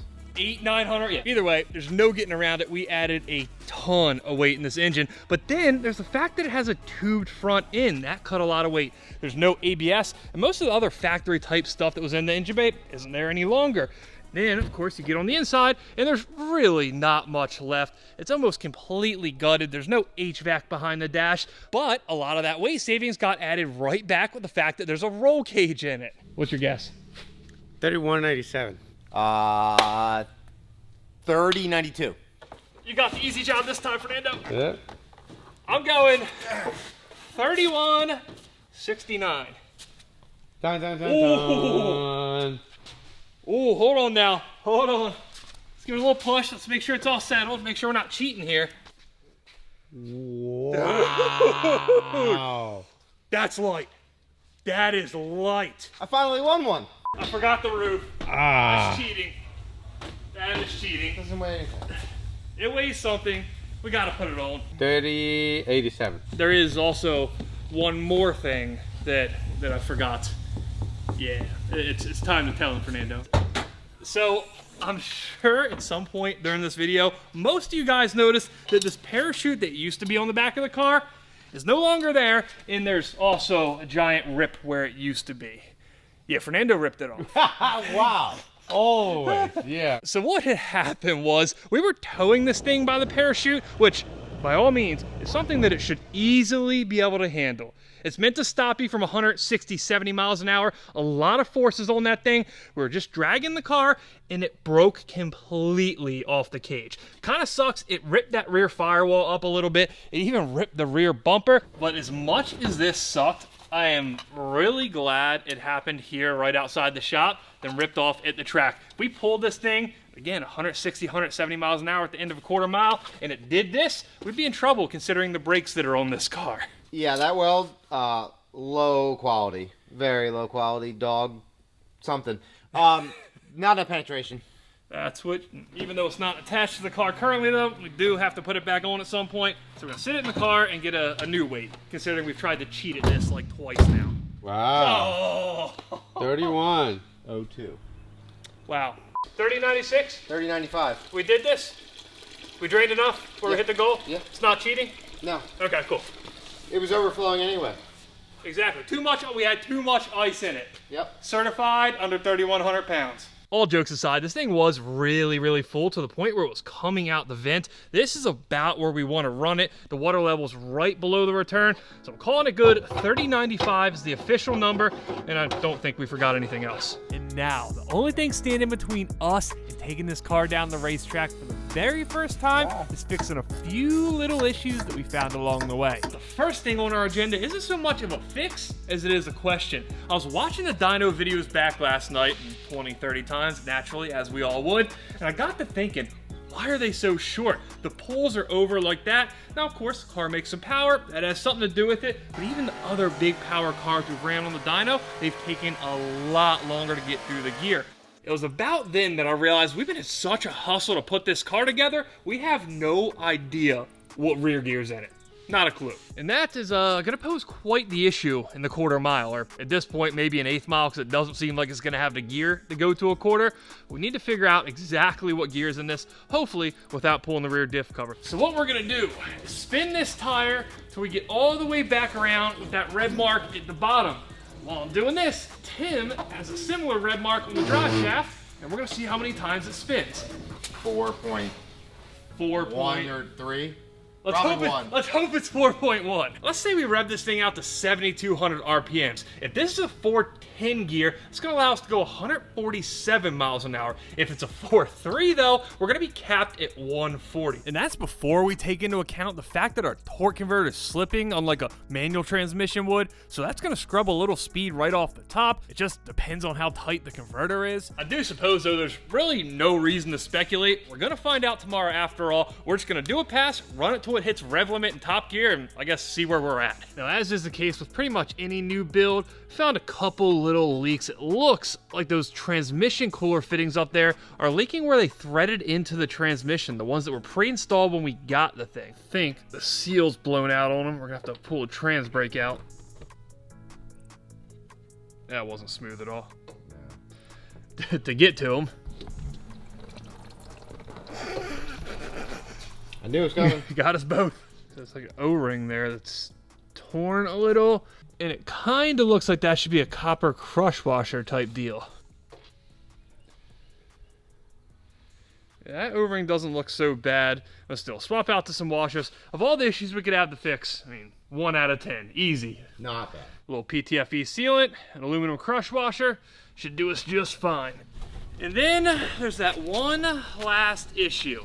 You know, the one we've been putting off since we got the car, basically. This cage, it was built for somebody just a tad bit shorter than I am. As we sit right now, my head sits between these bars in the roll cage, but don't worry, it does get worse. When I try to put a helmet on in this thing, Tim, I don't think this is gonna work, buddy. Nope. No. We're gonna have to do something about this. Yep. Now, I've already talked to Cameron Johnson. We're gonna send the car down there right after this track day and get a proper cage built. Before now, we gotta, well, you probably know where this is going, right? Chop chop. Yeah. Of course, my first thought was to simply lower the seat, but because of this bar that runs under it, the back of the seat is already right on it. There's really no room to go down. We can only go up.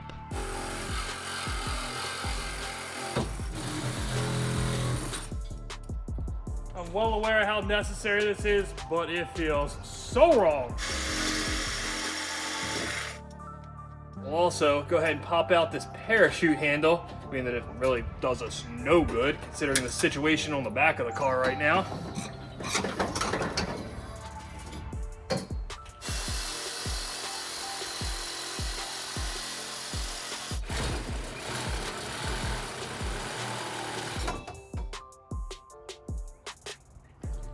Well, it's gonna make sick wall art.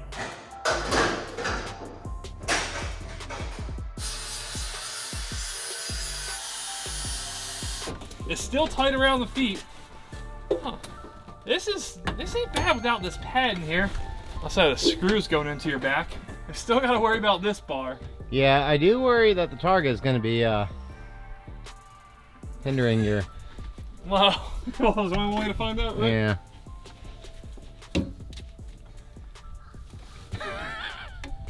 I think it'll fit. We're in here. We're in. I mean, it's still tight. We got to do something about the seat. That's all that matters, though, baby. We got all the vertical room we could ever want. Maybe take the helmet off if I want to. Yeah, I think we did it. Let's go racing, guys.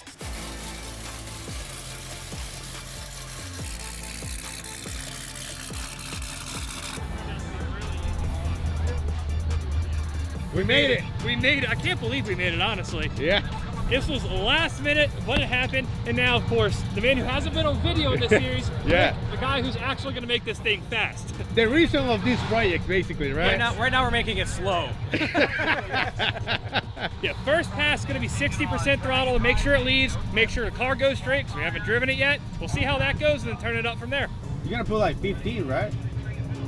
I don't know. That's like the best / worst part of running a new car like this. Don't know what anything should be. Don't know what the tire pressure should be set at. Don't know what the suspension should be set at. But it's also fun, because now we get to go figure it all out.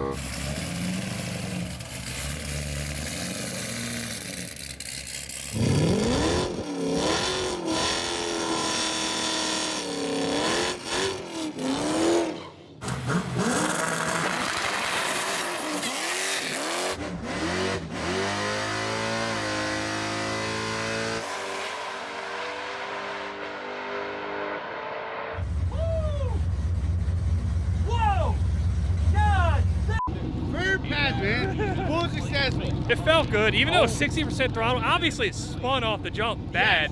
Which, You handled it pretty good, honestly. yeah, it's let out, shift a second. Overall, how is the car feeling? I mean, awesome. It feels I can see it fast. in your face. I mean, there's the obvious here, which if you guys didn't watch the first video when I went to pick this car up, I used to own this car like 10 years ago when it had a 2JZ and not a Hemi in it. Never thought I was going to get to drive this car down the track again. So that alone, there's not really words for it. Just very, very happy to be able to do it. It's awesome. But, it wouldn't be a first test without a few little issues, right? Yeah. I think we might have a little too much brake fluid in her. It pushed a little bit once we were up top laying on those brakes. You can see it around where the lid was. It pushed a little bit out. No big deal. Looks like you got experience with it. You've been stealing some fuel or something? Yeah, Tim steals cats, I siphon people's fuel.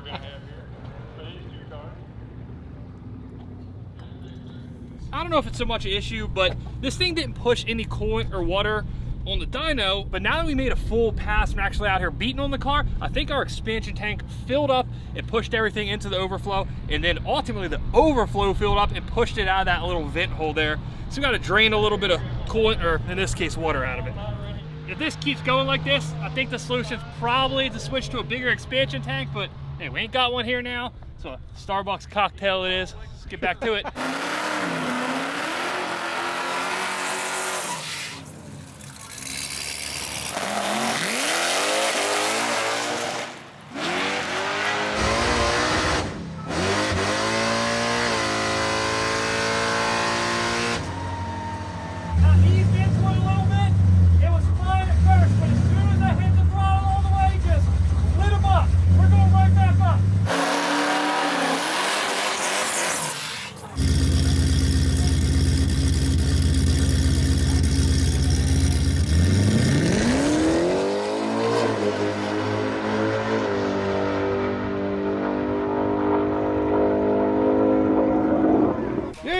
You're supposed to stop it. You just send it.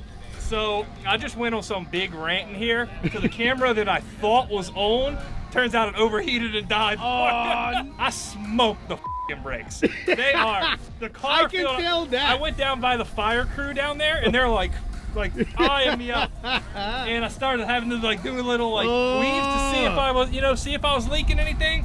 The good news is it's not on fire. I am positive there's brake fluid all over that engine bay right now, right?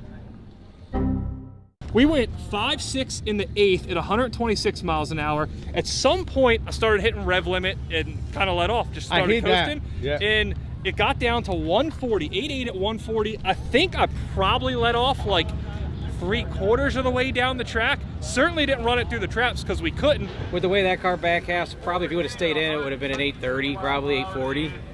And then the car's, I mean, 60%. yeah, we got the throttle limit at 60%, which is almost, you know, just a little over half throttle. Yeah, that's why, 'cause it felt like the fastest car I've been in at 60% throttle. It is. I mean, you figure if that combo in a Hellcat goes low 8s, Yeah. and that's at 4,200 pounds. Honestly, I feel like this car ironed out at a good track, good air and everything, should go 720, 730. That's gonna be wild. Wow. We can't forget the reason we're actually up here today for Big Three's grand opening. They had a shop fire a while back. They built this gorgeous, massive new facility. Is lift envy a thing? Like, how many more burned piles of junk could I buy? It's probably a good thing, though. If I had space like this, the bankruptcy filings would have been happening. Credit card dash. This is the dyno we have at the shop. Ours just isn't set in the ground. And Or have the same color. yeah, ours a little rougher. Now, to get the cage right, make sure my head isn't the highest part of the car anymore, we sent it to Cameron Johnson Race Cars, and man, they crushed it. The main thing was to make the cage as tight as we could to the body of the car. The seat's as close to the floor as you can get it. It's as far back as you can get it. We literally got Lee as much room as we could get Lee without basically having to cut the entire cage out. Like it never even happened. So now we fit, we're safe, we even got a working parachute. Nice. Now we just gotta fix all the other stuff and get back to the track.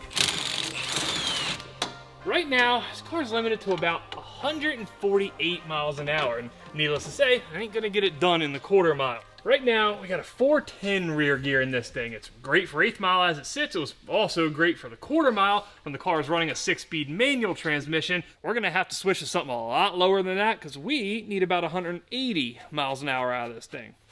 On a positive note though, check that out. I mean, no metal in there, nothing weird. The Hellephant swapped Supra diff looks a lot better than the 2JZ swapped Hellcat, you know. Hey, it's too super that. God. Dude, it's been a week. Wow. We can make jokes about that now. No, right? yet. Now, we built this car on such a short timeline that we really haven't even had a chance to think about this rear end. All we did is slap a drive shaft in it and send it down the track, so this is going to be our first real look at it. The diff is just a regular old Ford 9-inch, just in a fabricated race car style housing, which should hopefully mean it's really easy to work on too. Can you explain this? Like, mismatch No. bolt No. in your cars? No, I already said this is the first time we've looked at this. We didn't do that. This would never let me. Won't be able to sleep for 2 days. We got this nice tubular subframe. We don't have to worry about any of that BS that comes along with working on a stock subframe type car. It comes out real nice and easy.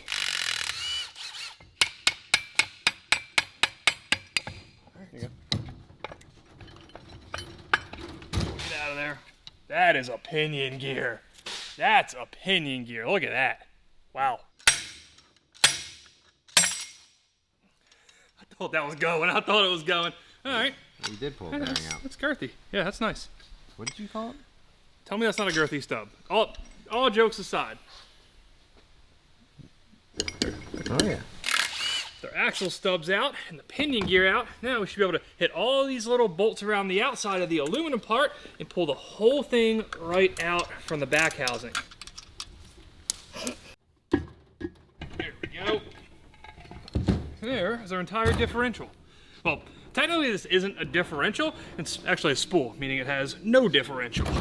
To explain it in the most basic way possible, every rear-wheel drive car out there has some type of differential in the rear end, whether it be an open rear diff, meaning you can spin both of the rear wheels completely independent of each other, or maybe if you're fancy, you got a limited slip differential, which, as it suggests in the name, limits slip and makes it a lot harder for our two wheels to spin independently of each other. A spool, though, it's one solid chunk of metal, and it physically locks the wheels together, meaning there's zero slip. Have you ever heard a car driving around a parking lot, making a tight turn, and doing a little...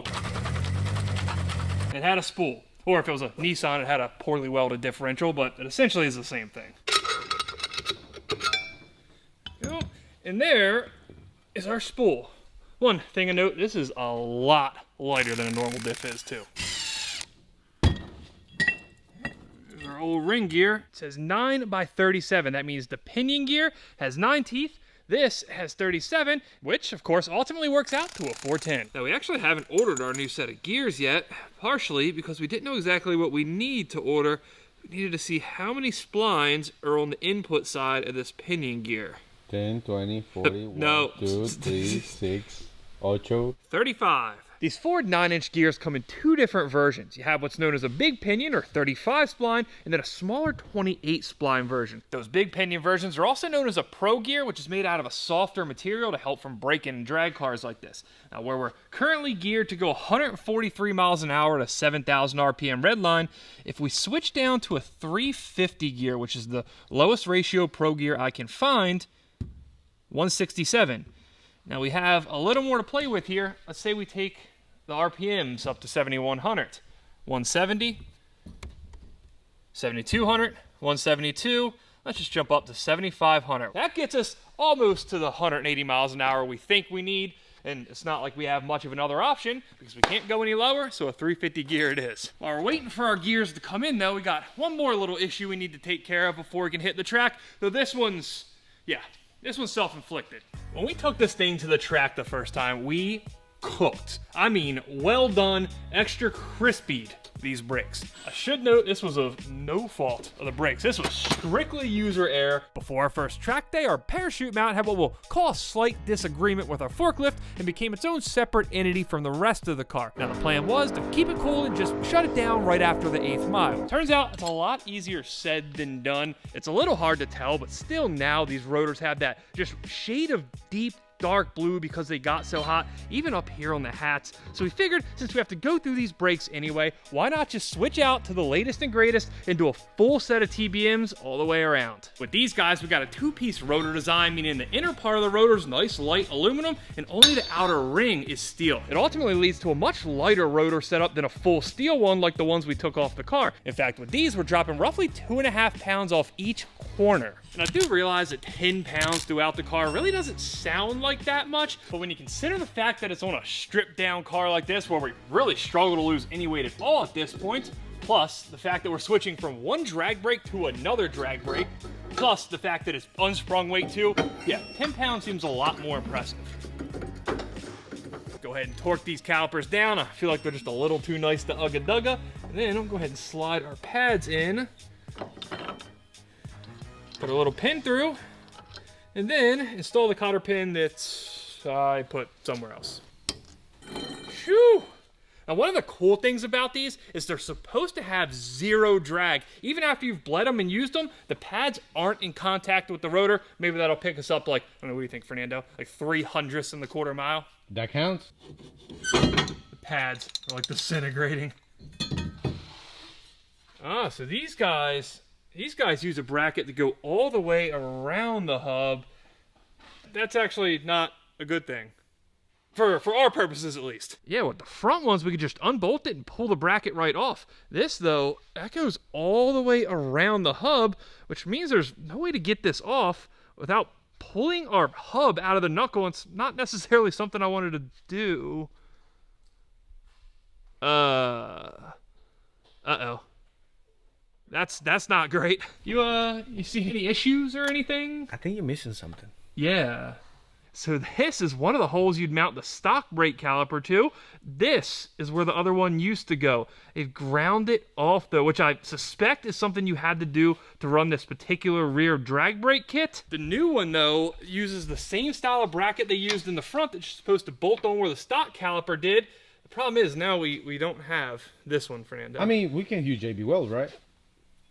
Thank God for that black parts Supra. We stripped that thing down the other week. I didn't know we were going to need the rear hubs then, but I'm sure glad we have them. Wait. I know how this is about to look, all right?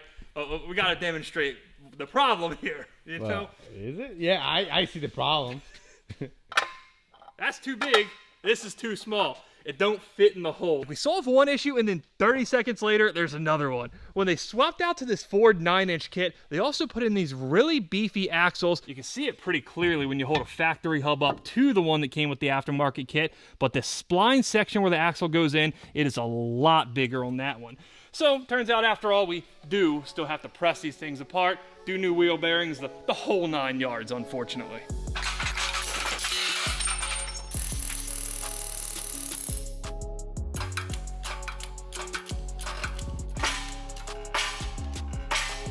With our new used hubs and knuckles in place, now we can get to getting on with this whole brake thing once again.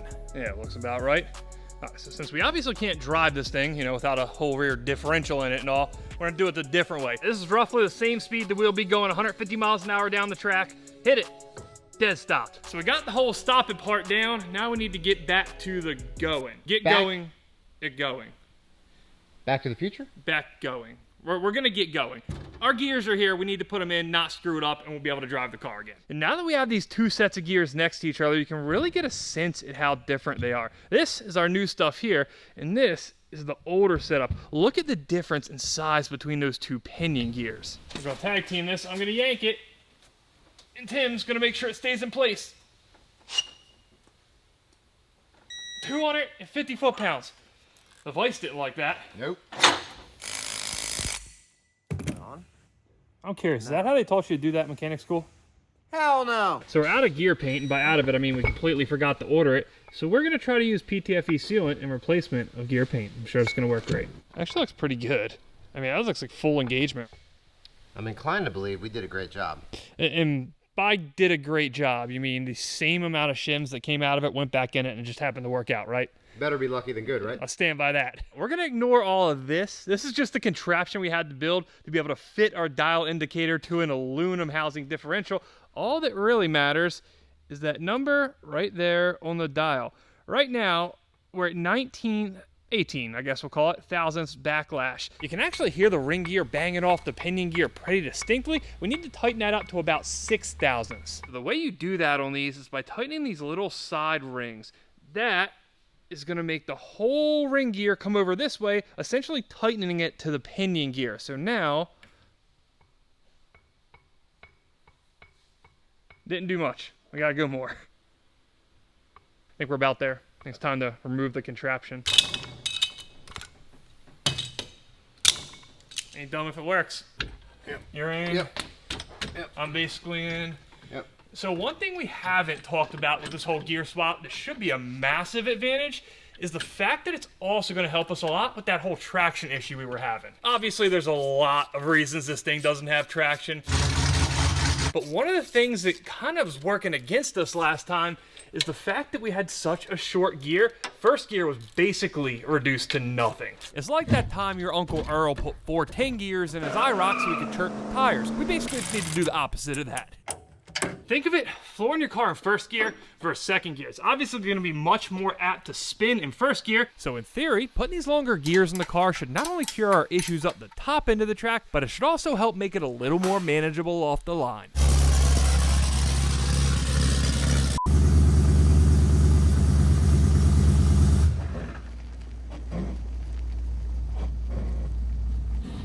What was that? That ain't right. All right, let's go see what we screwed up. Right there. You hear that? It locks right there. Well, it doesn't lock. You can push through it, but like barely. Usually we'd have caught this on the lift, but we spun it and didn't have any issues. Hold on now. Dude, it's just when the wheel's on. Ooh, that'll do it. That'll do it. That's what's locking us up. You can see the aluminum dust just falling out. Oh. Yep. What changed there? The knuckle changed. Oh, I bet the old that's knuckle- what it is. I bet, yeah, it's ground down for bet it sure. is. That's almost kind of funny. Sure enough. Yeah, it's ground down right there. It's kind of hard to see because it was probably done 10 years ago. All things considered, I guess this is kind of best case scenario. Got a little gouge in the wheels, but it's not too bad.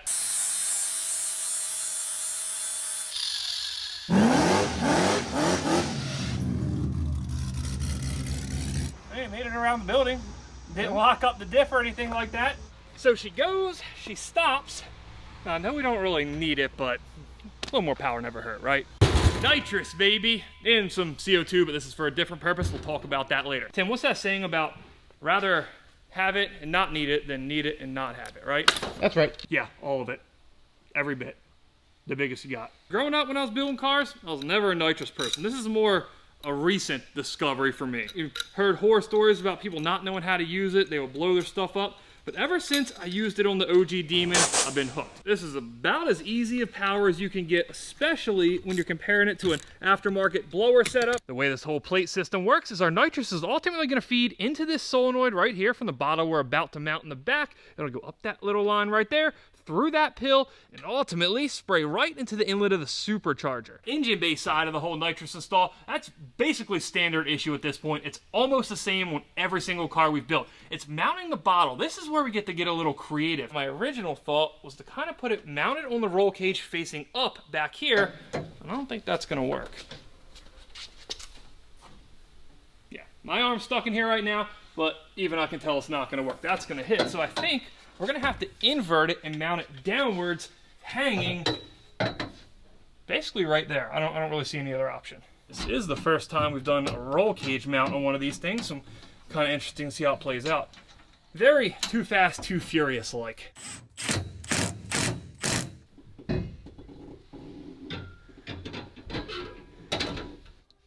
Sick.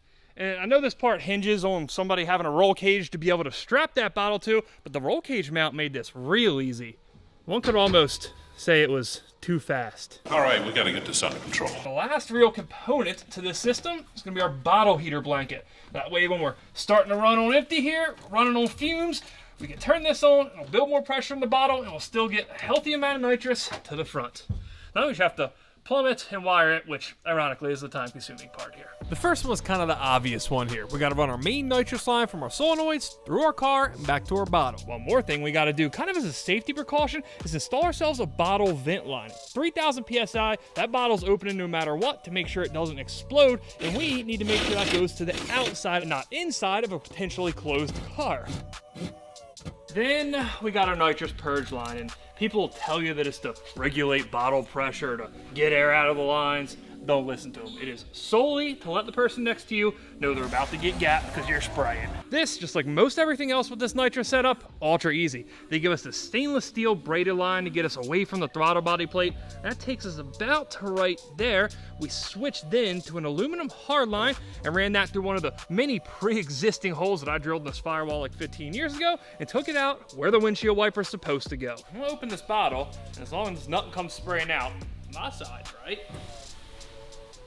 You hear it fill, nothing's leaking. Now on the wiring side of things, the Holley's gonna control the main nitrous solenoid, gonna tell it when it can spray, under what conditions, but Tim's got it set up with a purge button on our ECU Master's CAN keyboard here, so when I hit this guy, we should get a show. Oh yeah. Oh yeah. That's what you want. Sick. Woo, icy. Cold icy. Stay frosty. So we redid some fuel lines. Tim's gonna hit the ignition. Just make sure it's not leaking from like over here. Okay. All right, Tim, hit it.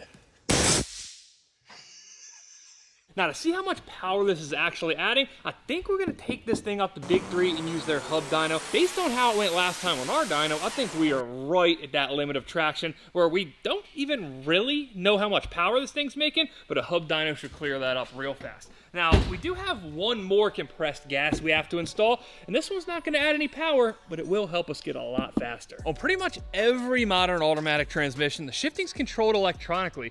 Even some drag racing transmissions like the 4L80 we have in the Demon truck, we can leave it in third gear on the shifter if we want. It's still gonna do its thing. It's still gonna shift through the gears based on the parameters we set up in the Holley ECU. But on the Turbo 400 we put in the Supra, it has a manual valve body, meaning we're on the hook for shifting it. Sounds easy, not so much when you're making a 7-second pass. So we're gonna rig up CO2 to do it for us. And of course, for aesthetic purposes, we're gonna mount it right next to the nitrous bottle, once again, because it looks awesome. While on most cars, the ECU would send a signal straight to the transmission to tell it to shift. On this, the ECU is going to send a signal to a solenoid that's attached to our CO2, and this will manually shift our shifter, which will then shift the transmission. More or less, it's a really long route to doing the same exact thing. Bottle's on, we got pressure, no leaks. We got this set up to shift at 7,400 RPMs through the Holley, but for now, it's going to be Tim controlling it through that laptop right there. Dope. Just launched. There we go. So sick. So cool. Now instead of trying to watch the gauge cluster and shift when we best think we should, it's going to do it at the exact right time, and we can focus on keeping the car straight. This is not bad. You're welcome for the past. Wow. You're welcome. This is comfortable. Don't lie. It's nice with 2 seats in here, right? Uh-huh. There ain't nothing weird. This is right, a yeah. daily driver. Daily? I don't know about that. Daily. If all goes well this time, we're going to try to run a true quarter mile. We should have the gear for it. We should have the safety equipment for it, but we haven't tested this parachute. It ain't supposed to be doing that.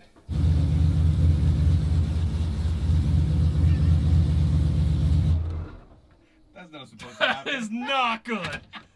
Is that Tim?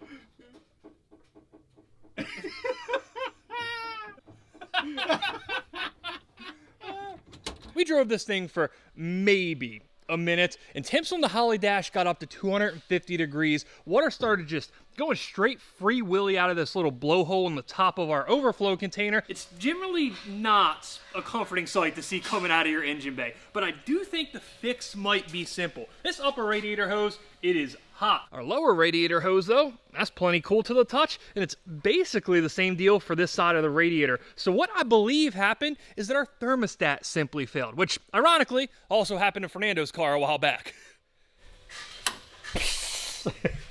So we gave it 15 minutes, and obviously it's relieved all the pressure. Oh, guess we shouldn't be surprised that there's nothing in there at the moment. It all shot out all over the car. Ugh. Running straight water like this is so harsh on these type of components. Problem is, most racetracks require you to run straight water. That way, if something like this happens, it's just water on the track and not a bunch of coolant. It's way easier to clean up. Either way, don't think this is much good anymore, so we are going to do the same thing we did in Fernando's car. We're going to dish the thermostat completely. We are going to put this little water restrictor plate in that restricts flow, but can never totally block it. That is still hot. Did it have anything in it?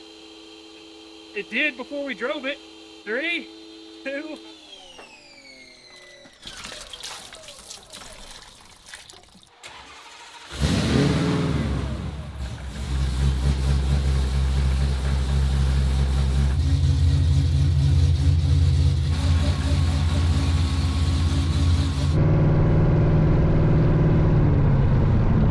Obviously, we're not going fast enough for that to deploy.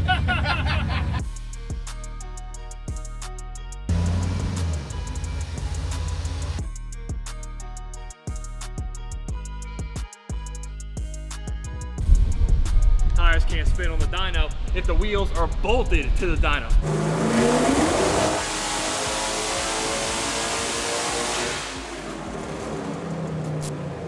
We still have the throttle limited from last time?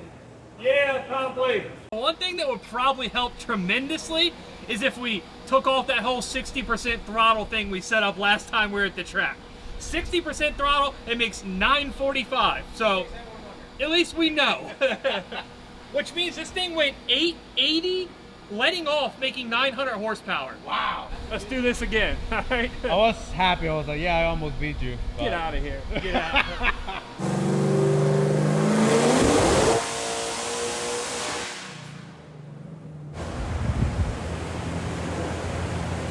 Flashed at 7,000, we might need to tighten the converter up.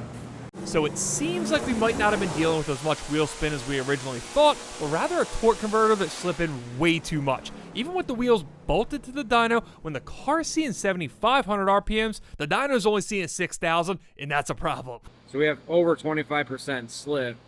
When we're normally, like my car, when I just had on the dyno, was like 6. It'd make 1,500 plus, but if we spray it, it's just gonna... Compound the issue, right? Yeah. This probably explains why we were going through it so fast on our dyno as well. Oh, right? yeah, Like, yeah. the gear was going like that. Plus when you took gear out of the car, Yeah. you probably made the converter about 400 or 500 RPM looser than it was because it's less mechanical advantage. Or harder to push now, right? Right. So Yeah. anything you do to make the car harder to push. The fact that make 1,300 blowing through the converter like that's pretty wild. It should be a 1,600 horsepower combo with a like 100 shot on it. Well, But we'll turn it down, work on your suspension, make sure the car goes straight.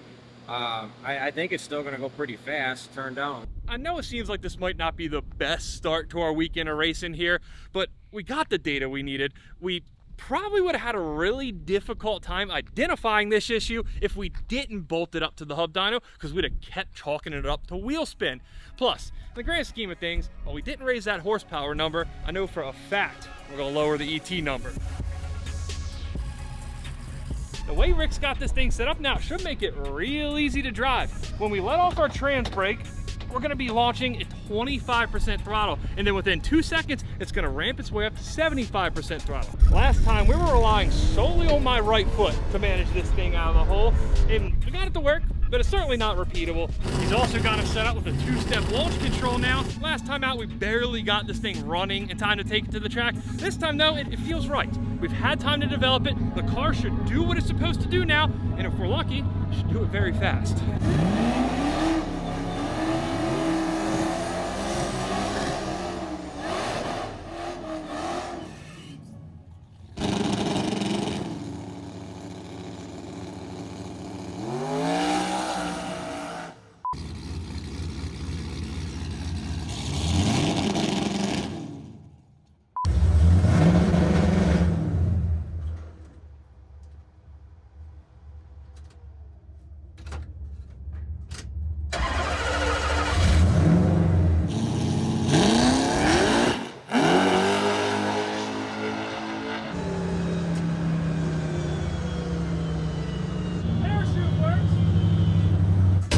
Well, that didn't go as expected. All right, buddy. You almost gave me a heart attack. I'm pretty sure there's some type of old saying. I mean, there's gotta be. It works 10 times out of 10 times in practice, but as soon as you get to the line, so there's this weird crossover when you go above 50% throttle where it starts to engage that whole throttle mapping thing that Rick set up. Clearly, it can be a little finicky if you're not laying into the throttle the exact way it wants you to, but I did play around with it a little bit at the top of the track, and I think I got it figured out for next time. I know it was a majorly screwed up run, but it did give us a chance to test out the new parachute setup, and that works great. So better to do it on a nice slow pass like that than it would be to run it out all the way on a perfect pass and then learn we have a problem with it, right? Now, if you thought this was the point where things were gonna turn around and start going smooth, yeah, that seems an awful lot like the same issue we had yesterday. So I'm leaning towards that whole water shooting out of here thing, at least this time being my fault. When we got back from that first pass, you saw just a little water weeping out. It really wasn't that big of a deal. So I popped this line off the bottom just to get a little excess coolant out of the system. And I think when I did that, it just sucked up a ton of air, and that's what led to it overheating and just spewing Free Willy style stuff out the top again. I do think in all likelihood, we're gonna have to try to redesign that overflow / expansion tank system, but that is a problem for back at the shop. One more thing we need to handle here though is draining a little fluid out of our diff. On our first pass, we pushed a little oil out the vent on the differential. It was all over the fuel tank and the exhaust. Wow. Polishing the pipe, huh? Does it look like I'm in the mood for your shit, Fernando? So we started up, and it's not overheating, it's not pushing coolant. We can go try this again, and hopefully we don't puke a bunch of diff oil.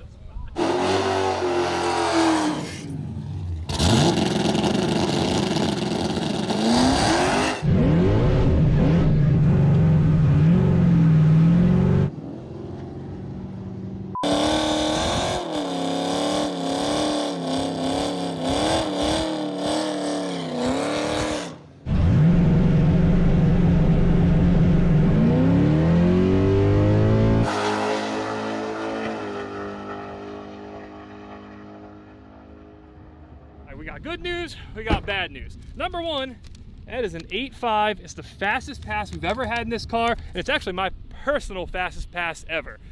The bad news though, 166 miles an hour. We were doing that same 166 for a good 200 feet before we went through the traps. This perfectly demonstrates that issue we're having with the loose converter. It's geared to go 179, and it ain't going close to 179. It does seem the issues with the car, at least, have cleared up. This is dry. It certainly wasn't a geyser coming out of it anymore. And then under the car, it seems like we drained a good bit out of the diff. It's not running down the gas tank anymore. It's not all over the exhaust. It's at least pretty dry under here. As for how it performed though, well, that's kind of a different story. When we left on that first pass, we did it in first gear. We were hoping that ramp would cure all of our spinning issues. Clearly it didn't. On our second gear pass there, the first 60 feet of the track was a lot slower than even the last time we had the car out, so there's certainly a lot to be gained. This time, Rick's gonna set the throttle ramping up to be a lot less conservative. The idea being that since we're leaving in second gear, we should naturally have less wheel spin, which means we can be a little more aggressive with the tune off the line. Could you see how long I was on the rev limiter? Yes, I can. I'm curious. It felt like 2 seconds. Yeah, at 10.2 you hit it, and then yeah, 2 seconds almost on the nose. Wow. Okay. It was like I had enough time to think about it. I'm like, I'm on the rev limit. I'm going really fast. I'm just waiting to see something. 7. That's what we want to see, right? I hope so, right? If we can get like a 1.360 foot, we also turn the rev limit up to 7,900. I mean, it might get us there. I think if all goes well, it's probably more like an 8.1, 8.2, but let's see.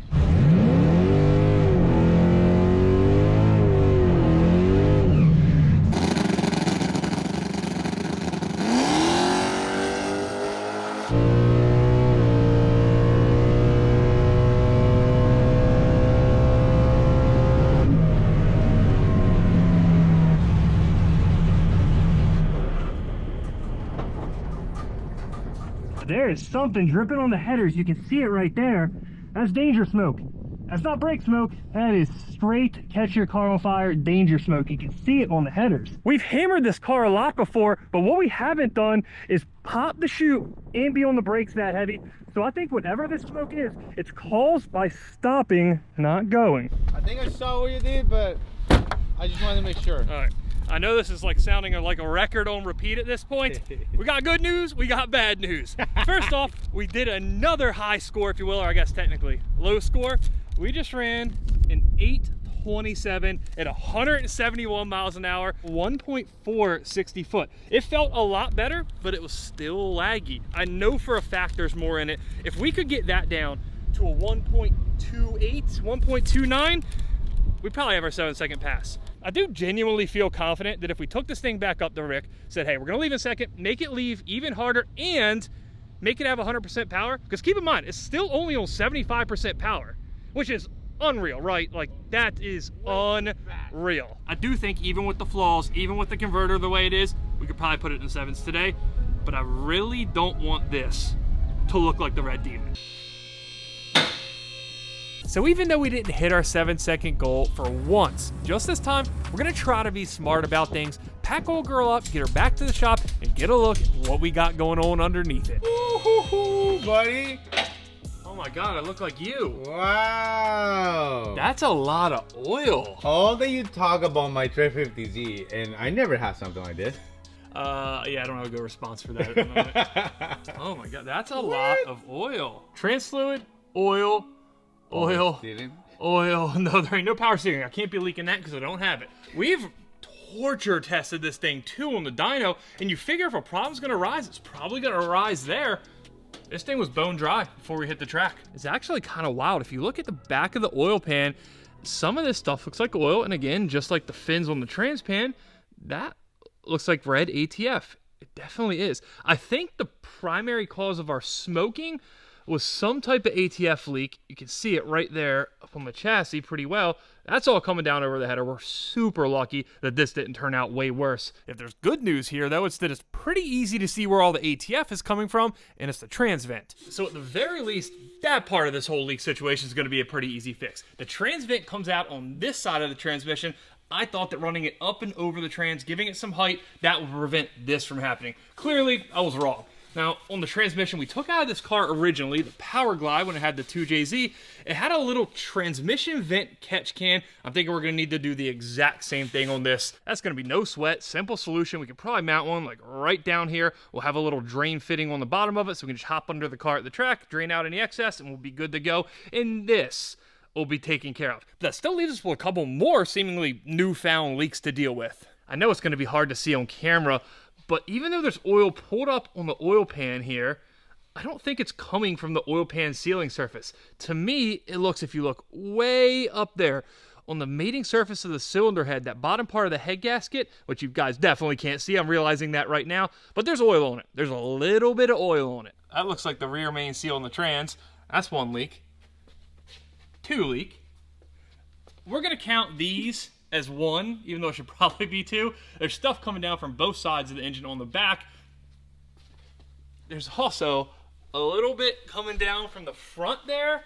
I don't know what the deal is with that. We'll have to figure out. That might actually be the oil pan sealing surface. And then, of course, one more for good measure. I mean, why not at this point? These little low-profile banjo fittings on the oil cooler here, we had issues with these on Fernando's cars.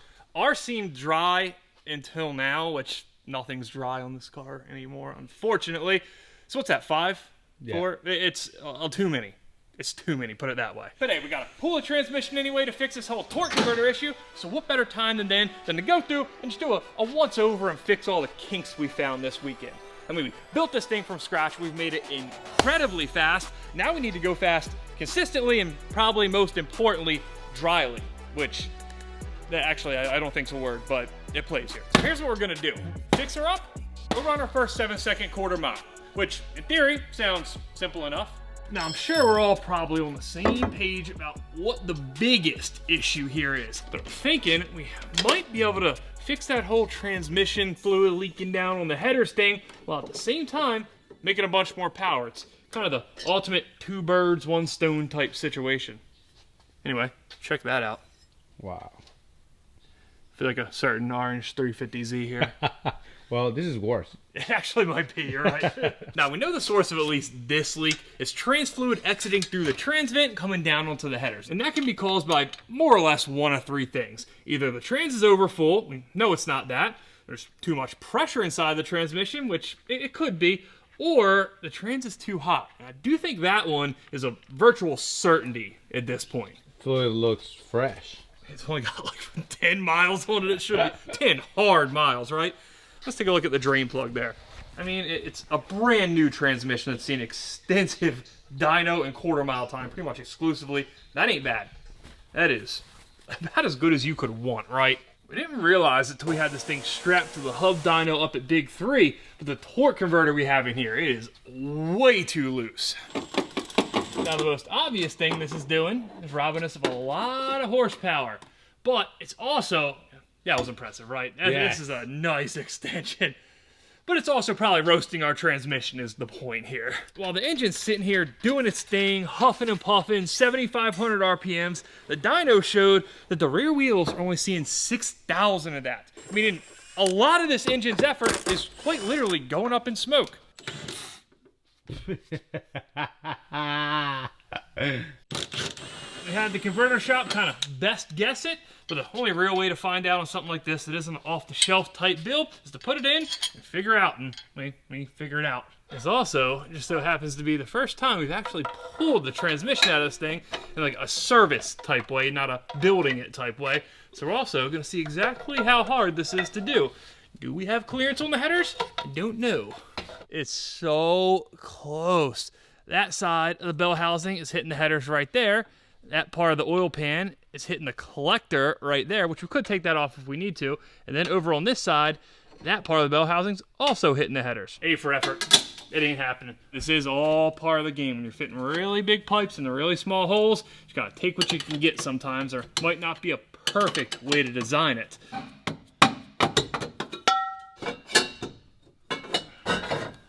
I think we're about there.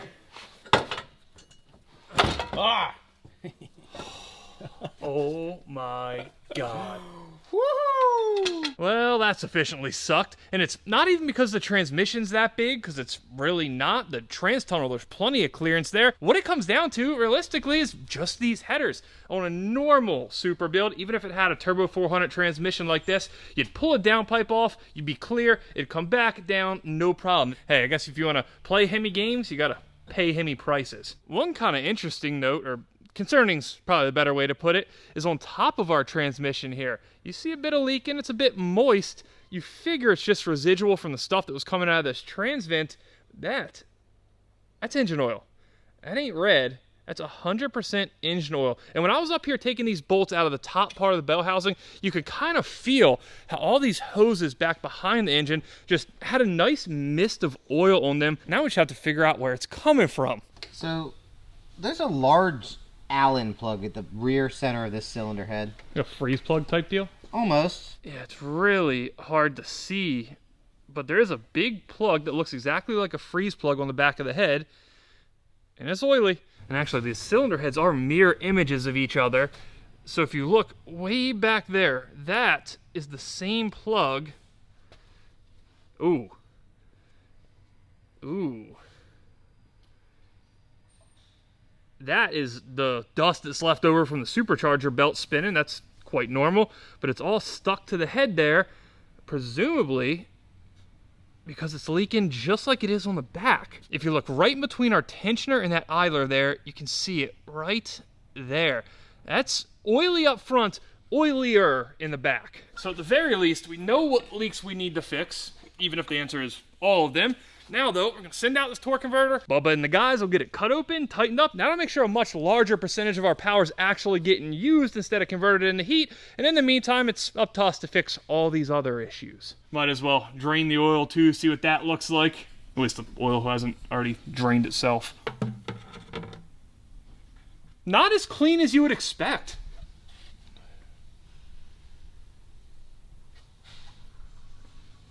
It smells like straight E85. Yeah, it smells like ethanol, which makes sense. You know, it's really not uncommon for a new motor like this, while the rings are still sealing, for there to be a little ethanol or gas, whatever gas you might be running, in the oil.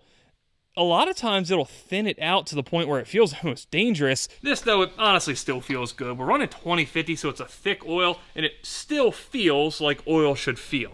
All right, so you remember like a minute ago where I sounded real confident that we knew where that engine oil leak was coming from? You know, that big hex head plug on the cylinder heads?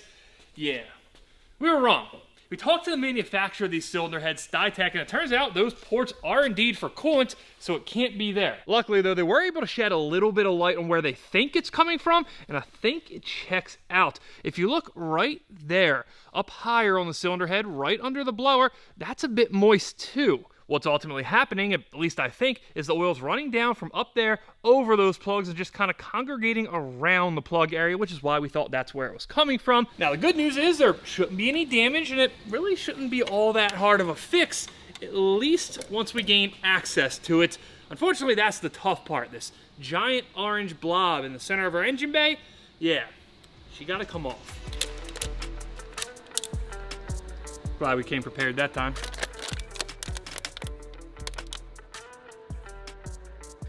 Got these last two injector connectors off, and I don't want to speak too soon, which I probably am. You guys know how that goes. I think we're ready to unbolt this and yank it off. It's always the last one to fight, isn't it? Of course. Never fails. The only bit of this that's even a little bit of a specialized procedure, if you want to call it that, is that because we're not trying to take the fuel rails off, and we're trying to keep this as least messy as possible, you got to reach in, put your socket on it, and then put your extension down through the fuel rail to try to get to it. Now, obviously, any time when we're doing a kind of custom build like this, we always try to make it as serviceable as possible, but as you can see with the whole header / transmission situation, it doesn't always work out that way. So it's nice to see, at least for this, it seems like we built a car where the blower can be off in like 10 minutes. All right. So hear me out, all right? Show him your hand, Fernando. You ready? No. Come on, like an ounce of support here. An ounce of like, let's do it. Let's go. I don't support it. What? That's not bad. All right. All right, you ready?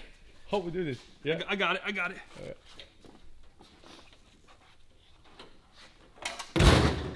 That's impressive. You have strut towers you can stand on, and then you can put your foot in the middle of the V8 block. Ooh, look at that. There is actually a lot more oil here than I thought there was going to be. Look at that puddle. If we pull our gasket off, yeah, okay. So the bottom of this thing is really oily. Now, one of the cool things about these cylinder heads is they have a dual bolt pattern. One for the Hellcat base supercharger like the Whipple we're using, but then they also have pre-drilled provisions to run a traditional intake manifold in case you were building one of these engines for like a turbo setup and didn't want to have a supercharger sitting on top of it. But if you look closely down in the Hellcat spacing bolt holes, there's a bottom to them. They're not drilled all the way through into the cylinder head. Turns out that's not the case with this other set of bolt holes. holes. Now the gasket obviously protected us from having some giant horrific leak situation, but there's one of these bolt holes that the gasket doesn't quite cover all the way, and naturally that bolt's on the back side of the driver cylinder head and the front side of our passenger cylinder head, which obviously checks out, right? Now I don't think those bolt holes are responsible for all this oil, especially the stuff in the valley of the engine. I think that might be coming from these giant vent holes. And if you look at the gasket, there's a ton of oil around it that's going, well, straight to the valley. Now, at least with these bolt holes, that's going to be a pretty easy fix. Because while they do go all the way through to the cylinder head, they're not threaded all the way through to the cylinder head. This bolt bottoms out, which means we should be able to Loctite the absolute out of a couple of these little set screws. Thread them all the way down in this hole. Almost there? Yeah. Lock it down. Ain't no oil, air, or anything else getting out of that hole. That's 10 holes up, 10 holes filled. Probably can't even see those plugs in there. They're way down in there, but we're gonna be good on that front. Now for these, we don't have any bolts securing the gasket on the outside of them, so I'm thinking maybe if we just run a little bit of good old-fashioned Toyota FIPG around it and cinch it back down, we'll be all right. As much as I want to say it's because we're working on a Toyota, no, it's just the best silicone known to man. There's never been another sealant to grace this earth that works like Toyota seal packing material does, I promise you. I'm pretty positive, though, that this is about to be the most annoying part of this whole deal. For whatever reason, these cylinder heads don't have alignment dowels for the blower, so we gotta line all these bolts up without having this gasket slide around too much. Let's see how she does. All right. That actually looks pretty. Oh, I can actually see the holes pretty well. Something's in my pocket. It's a nitrous solenoid. Yeah, good. Alright, so apparently everything that we have prepared for sucking in this has went perfectly fine. Or, not even perfectly fine. Way easier than expected. To be fair though, the last blower job we did, swapping out the Demon blower for the 2650 on the truck, that did suck, and it sucked a whole lot. Turns out things are a little bit easier when the blower is just sticking out of your hood and it's an aftermarket Whipple unit apparently. You know, usually probably just slap this thing down on there and call it good, but it's treated us so well today, I feel like we gotta treat it well with some proper torquage. All right, now we just do the exact opposite of what we just spent the last hour and a half doing.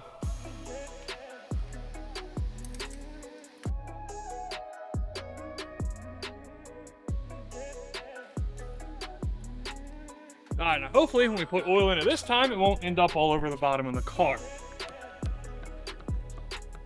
While we're in here taking care of all these fluids, might as well drain our catch can as well. And this is straight ethanol. You can probably smell that through the camera, can't you?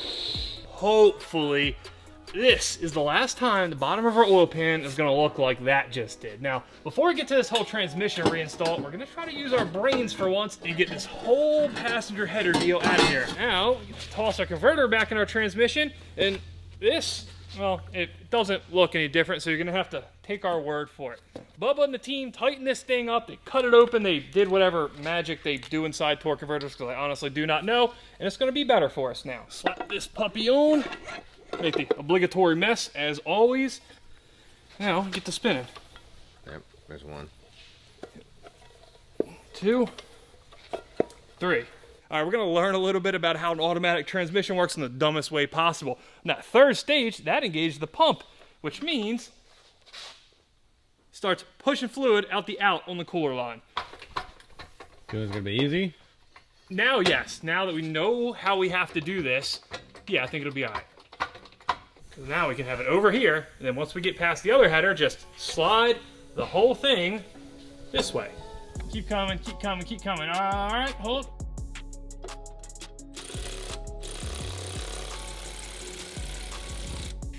I know it's been a minute since we designed this whole mid-plate thing, but God, I love mid-plates. No trans mount, 2 bell housing bolts. The trans doesn't move even a hair downwards when you pull the jack out.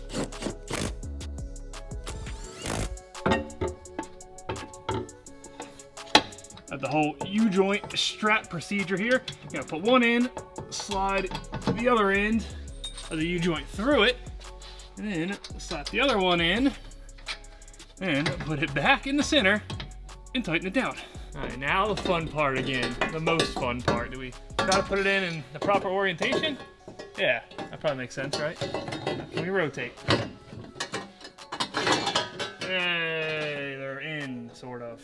One thing I do have to admit is, annoying as it's been messing around with these headers and whatnot, it is really cool to be at the servicing the car type stage on a unique build like this. I think you guys all know that I really enjoy just creating wild stuff and seeing if we can make something work for the first time.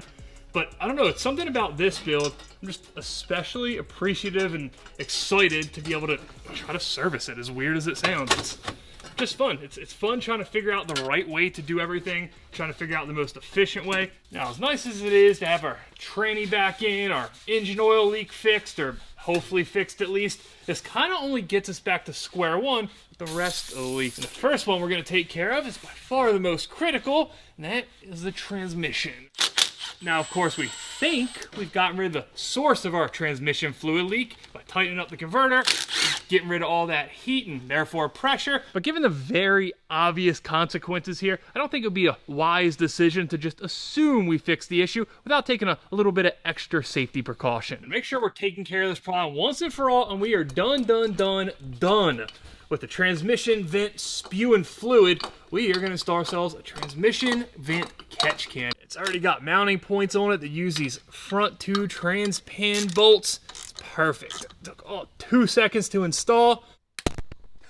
Now what we'll do after we make our first pass or two at the drag strip is hop under here, just crack this thing open, see if anything comes out. Hey, even if it does fill up, even if we're still pushing a little bit of fluid, the risk level is obviously a whole lot lower. Now, as nice as it was for once to finally have an easy bolt-on solution to a problem around here, it's about to go back to business as usual in the rear end. Because remember, the tranny wasn't the only thing puking fluid out the vent. Now, after doing a little bit of reading online, it unfortunately seems like this isn't all that uncommon of an issue, and the solution most people come up with was to simply underfill the diff, meaning instead of pumping it full of fluid until it's running out the fill hole while you're filling it, they'll instead put like a flat 2 quarts in it. Dumping a bunch out did help a little bit, but even afterwards, there's still just a film of diff oil on pretty much everything. The fuel pump wiring, the sway bar, the subframe, the tank, it's still everywhere, so clearly the underfill method isn't really going to work for us. Now, the solution to this whole thing, just like the tranny, is to add ourselves a catch can, but because we've already far and away exhausted our nice fancy catch can budget on this build, instead we are going to repurpose this kinda sorta junky Camaro SS engine oil catch can into our differential oil catch can. What is that? That looks like a propane tank.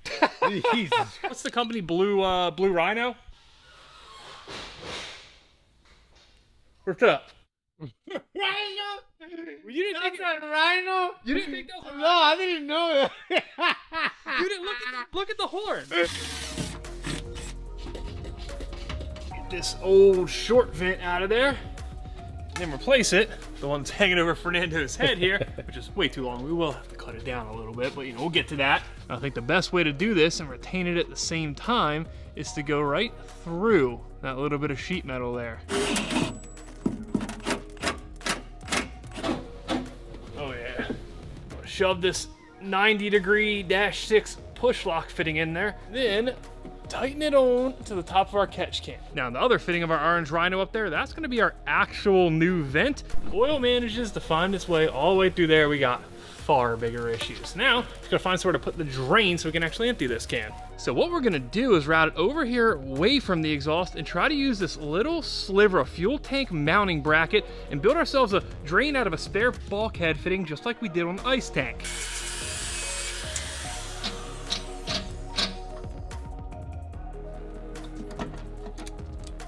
There we go. Now all we need to do if we want to drain this thing is reach up, flip that switch right there, and everything in it is going to run out that guy right there. You look nervous. What do you mean? Why? No. No.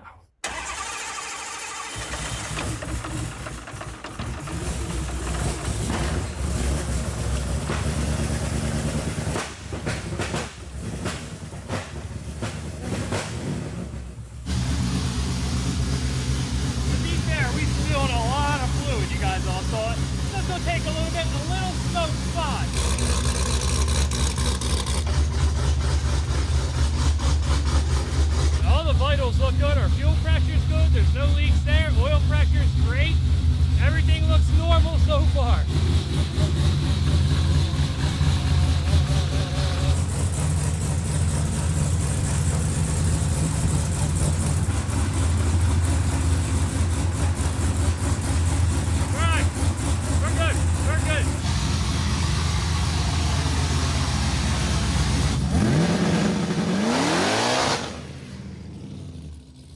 Now, it just so happens that about 36 hours from now is the start to Holly's Mo Party down in Kentucky. And hear me out, Fernando.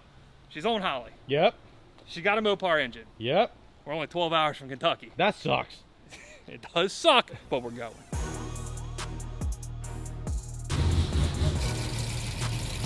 Well, we made it. We're Bowling Green, Kentucky at Mo Party. And if, so sick. So sick. Hey, if nothing else cool happens here today, at least yesterday Fernando got to go to Buc-ee's for the first time. We got these sick hats. Now, we're in a little bit of an odd situation here. Almost every track event we've done so far has been a rental. Mo Party, though, is a big event, meaning we're only going to get 3 runs a day, so we're going to have to make them count. So what we're going to do is hope those changes that we made to the car make it a bit faster, and we're also going to add just another 5% of throttle, all the way from that early on throttle ramp to a max of 85% throttle, where before we were at 80%. As much as I wish we could go just make a dial-it-in type run, we really don't have that luxury this weekend, so we're just going to have to crank it up a little bit off the rip.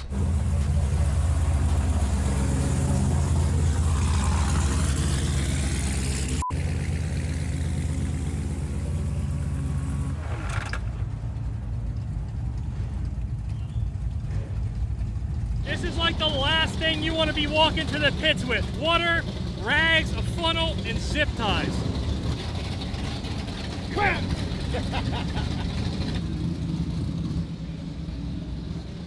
The part that makes this so frustrating is while we didn't redesign the cooling system like we were thinking about, we tested it and tested it and tested it, and we could not get it to do this at the shop. Somehow, when we get here, it just happens. We hadn't done a burnout, we hadn't done anything stupid. I don't get it, but we are gonna have to redesign this clearly.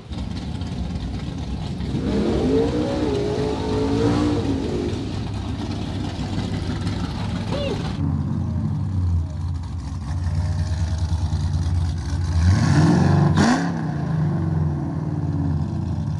7 seconds, right? I'll be happy for any seconds at this point. Yeah, preferably 7s.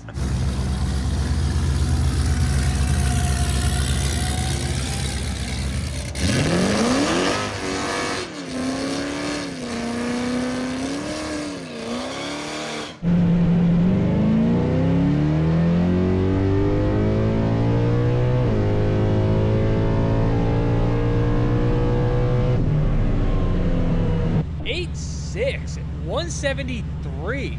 Not only are we a good bit slower than last time, but the 60 foot got way worse. We're still leaving a second gear. Okay, we can fix that. We can fix that. So let me know if this checks out. Being that we left in second with the throttle ramp the same last time, it 60 footed better with the looser converter. Is that because it like flashed higher and got up in the RPMs? Okay. That's 100%. Okay, that makes sense. You left off 3 pounds of boost, and it took you 2 seconds to get to your 20 pounds. I'm gonna put a small throttle ramp on just because the track is really bad. I'm gonna give you like 60% throttle on the hit. All right.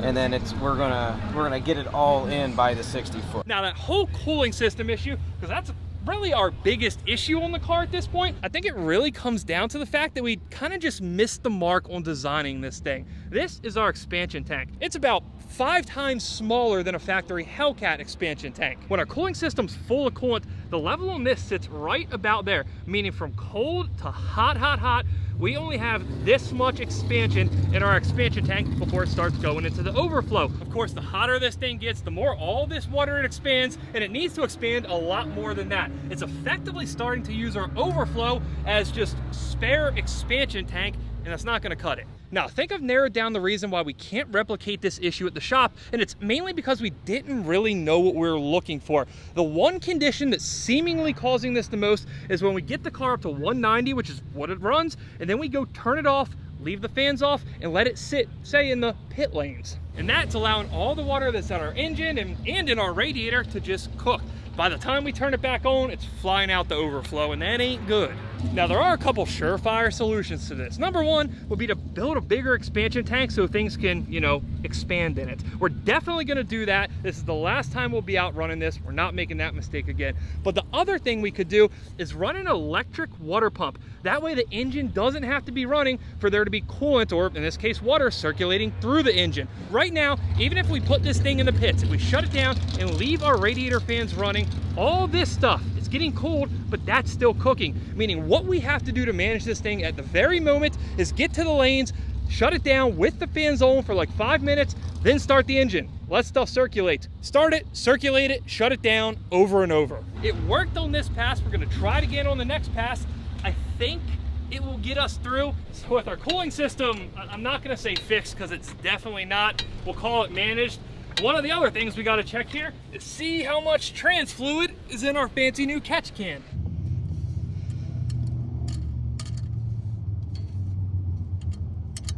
Oh my God. What? We don't have anything. Really? It's good. Of course, that ain't the only one here.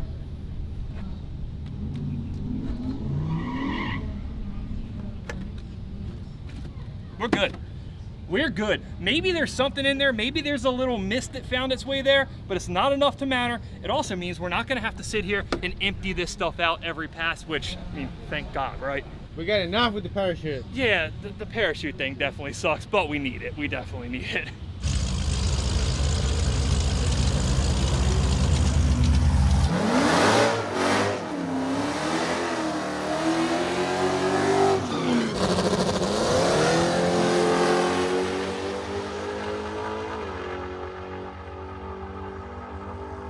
That felt good. I am really hoping that Fernando's gonna come back with a smile on his face. Actually, he's about to run. He's gonna meet me down here. All right, we've been here for a minute. I don't see Fernando coming down the track. He was right behind me. He filmed this, hopped in his car, and was gonna make a pass. I hope he didn't brake. I break something. I almost don't wanna look, but f it. Oh my God! It's so close. It's so close, but we're down on mile an hour. No. Where'd the mile an hour go? That didn't look good. That's not a good sign. Hey. Yeah. What happened? Something exploded. Thanks to the help of a lot of people here at the track, we were able to push that thing back in the trailer. So RIP to Fernando's weekend, unfortunately, because it doesn't seem like we're fixing that. We got 3 more shots tomorrow to hit a 7-second pass. Good morning. Good morning. And what a day yesterday was. It was so hectic that I unfortunately feel there's a lot of things we glossed over. Let's just start with it. We rewatched that footage. I think I let off early on that pass, and that would explain the drop in mile an hour. I always try to get on the chute a little bit before we go through the traps. That way it deploys right after the traps.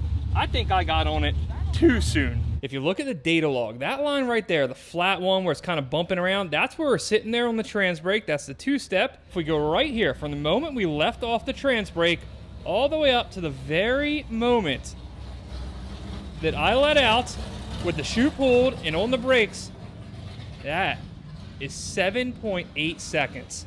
So as frustrating as that is, and believe me, it is frustrating. 8.0. That's the fastest pass I've ever made, and we completely just ignored it last night because we're on that hump for the 7s. You would think a car that's that fast would be scary, but it's not scary. This thing goes dead straight all the way down the track.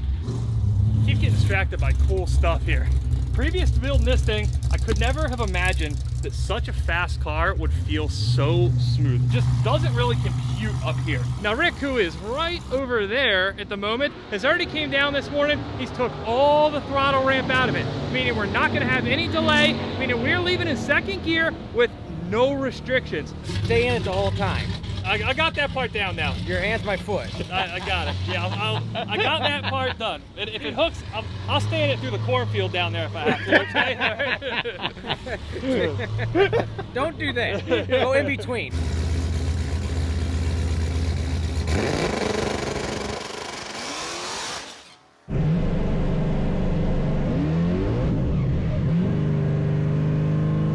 That clearly didn't work. So Rick's gonna come over. I think we're gonna have to back it off the launch just a little bit. But one other thing we were discussing, I think we might be underinflating these tires a little bit. When you go back and really analyze the video off that last launch, you can see it wanted to hook. It felt like it was gonna take, and then it just busted the tires loose. He was saying that we want to up the pressure a little bit so it doesn't wrinkle so much, because the wrinkle itself isn't so much the problem, but when it unwrinkles, when it comes back the other way and tries to unwind, that's when it just busts the tires loose. So we're leaving at 18 pounds now instead of 3. Yeah, so I'm gonna lower that. This should soften that blow a little bit. And then I'm gonna bump the 2-step down just a little bit.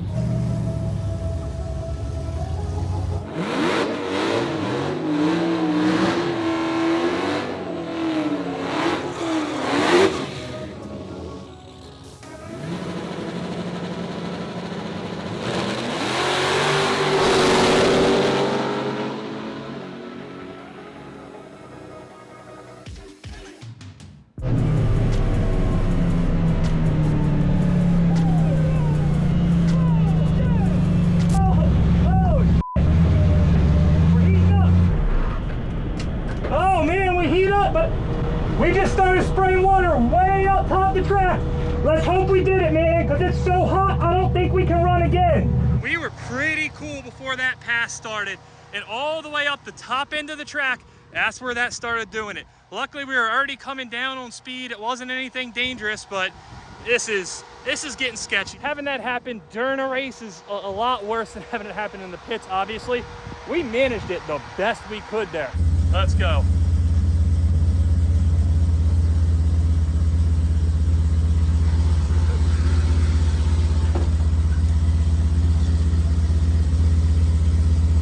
No! Oh my God, it's the same time. It's the same time. Oh. I saw the number. No! What is that? Whoa! It happened again? I don't think there's any more managing this. Wow. Oh my God. Look at this. This is last night, 8:081. This is today, 8:083. You wanna see what's even crazier than that? Yeah. Look at the 8th mile. 5251, 5251. Yeah. We ran the same down to the 1,000th of a second. Today we had a significantly better 60 foot, 129 versus 131. I think the issue is it's so hot out here now. Oh, so close. Ah, you f***ing serious? Yeah.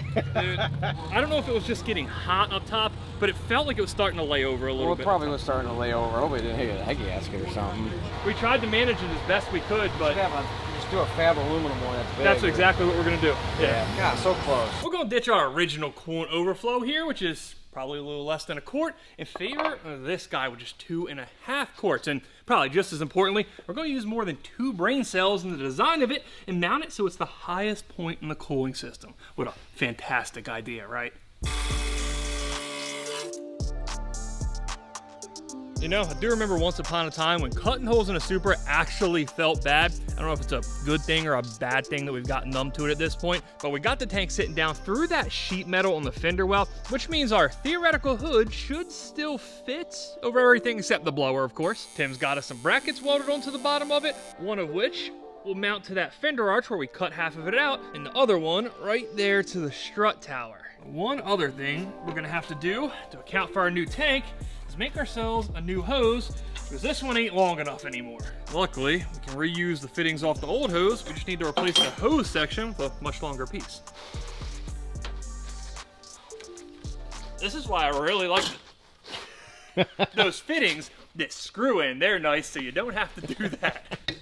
Yep, you already know the deal. She ain't going nowhere. Now, keep in mind, that's an expansion tank, which means we still do need an overflow tank. The idea is this one won't need to use said overflow tank nearly as much. So what we're gonna do is simply reuse the one we already had and stick it right back on that bracket. We also had to redo the line for the overflow, obviously. Now, there is still one remaining port on this new expansion tank, and that's gonna let us do just one more thing that I think should help us prevent this whole overheating issue.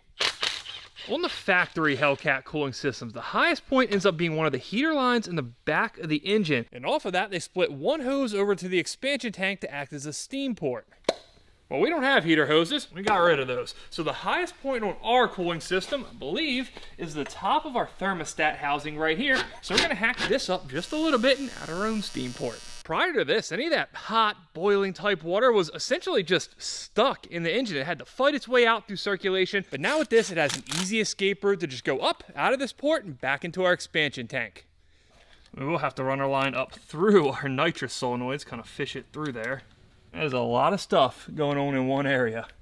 Now, if we did everything right here, it's the last time our car is going to look like it had a rusty fire hydrant explode onto it. At this point, really, the only thing that's still a question mark on the cooling system is if we should add some type of electric water pump. And when I say electric water pump, I'm not talking about ditching the factory water pump altogether in favor of an electric one like we did on the twin turbo Vet, but rather adding some kind of inline electric water pump. The point being that when we're in the pits, when the engine's off, we can still keep coolant circulating throughout the engine and the radiator to help cool it down. It certainly wouldn't be a bad idea. There's really no downside there except cost and having to hack up our cooling system a little bit.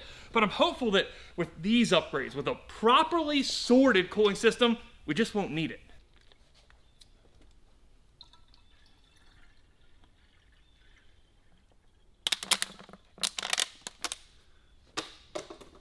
All right, see if it works.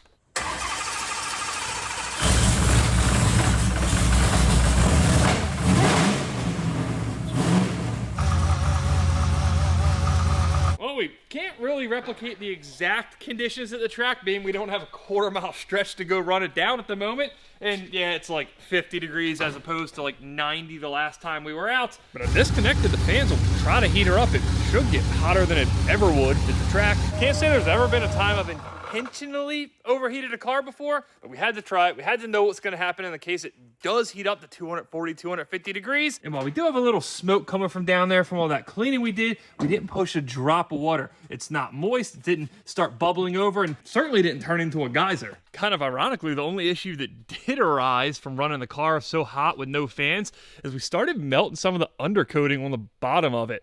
That's probably where a lot of that smoke was coming from. And that is all very, very hot, melty undercoating. Now, normally if we have the fans on, even if the car is sitting idling for a long period of time, it's going to give us a little airflow under the car, which is probably why that hasn't happened before. Doesn't really affect anything if I'm being honest, but it definitely is the most efficient form of weight reduction I've ever done. We'll have to give it a little more testing. We'll take it on a street drive, but first we got one more trick, I guess we'll call it, up our sleeves. At this point, I do feel like we have this car pretty well sorted out if we're on a drag strip that's prepped perfectly. But obviously that's not always going to be the case. Whether we're at a track day where the prep isn't on point or we try to do some no prep racing, we are going to need ourselves a traction control setup. The first piece of our traction control puzzle is this little Hall effect sensor that we're going to mount on one of the bolts for our front differential mount, and that is going to pick up drive shaft speed off this little trigger wheel we're about to install in our pinion yoke. It's a super cool design. I was sure we were going to have to pull the yoke out of the diff to be able to install this, but Motion made this a two-piece design so you can just bolt it around the yoke. Just got to make sure the teeth on our trigger wheel are centered in our sensor, right about there. Then we just got to lock it down so it's about 1 millimeter away from those teeth. Don't want them touching, don't want them too far away either though. That looks good to me. To accomplish this whole traction control system though, we're not going to be able to just have one of these sensors, we need two of them. The one we put on our drive shaft is, in a sense, trying to gauge how fast our rear wheels are going to be spinning, but we also need to know how fast our front wheels are spinning. Up here though, instead of adding any type of aftermarket trigger wheel, we're going to position this sensor so it picks up off these 8 bolts that connect our steel rotor ring to the aluminum hat. Now all we got to do is wire these sensors into the ECU and then turn it over to Rick. Rick will be able to set it up so that if we see the front wheel spinning at say 50 miles an hour and the rear wheel spinning at 65, we know we're losing traction, we know the wheels are spinning, and it can pull just a little power back out of it to make the rear wheel speed match the front again, which will mean, of course, we have 100% traction. So, full disclosure, I thought we were done after the whole traction control thing. Then, however, we got surprised, and while it is a surprise, it's not necessarily surprising, if you know what I mean. We have found ourselves yet another leak. Like I said, not real surprising. We've been dealing with an issue where we had a little bit of seepage right there coming out of what I thought was the output shaft seal. In fact, that it got so bad that when we made our last pass in Kentucky, you could see just a nice trail of smoke following the car down the track. Now, previously, it really wasn't that bad of a leak. before we left for Mopar, we had cleaned our transmission mount off, cleaned up that whole area, and by the time we got back after just a few passes, this thing is covered. You can also see on our exhaust where it was just kind of peppering the exhaust, and while it definitely wasn't as bad as that whole trans vent leak, it's still a problem, obviously. Now, naturally, as one would, when you have a leak coming out of your output shaft area, you'd think it's just the output shaft seal. Sure, we haven't had much time on it. It's pretty much a new seal. Maybe it's bad, I don't know. But then when we pulled it out, we saw that right there. And no, that's not a gouge mark from a screwdriver, I promise. It's a little hard to see with it on the car, but what I suspect is that we have some type of casting flaw in our tail shaft housing. You can definitely feel something at the bottom of it. There's something going on here. Oh, good. Huh, bushing still looks really nice and new. Yeah, look at that. Oh.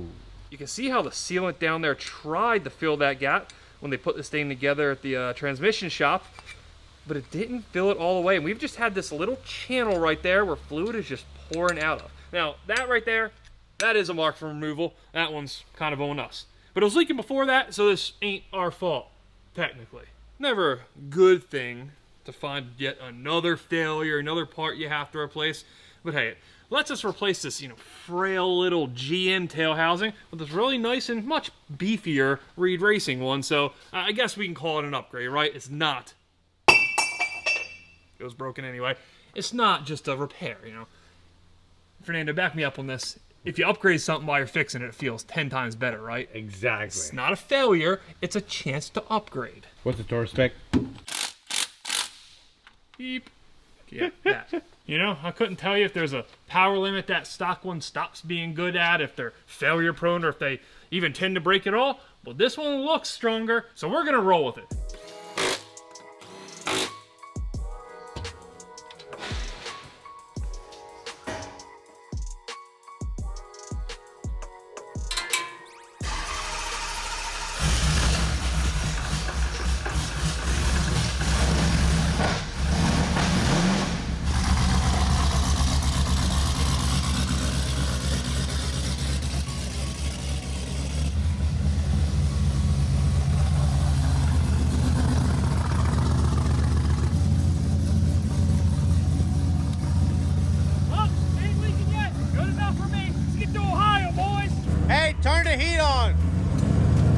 It's like 35 degrees at the present moment.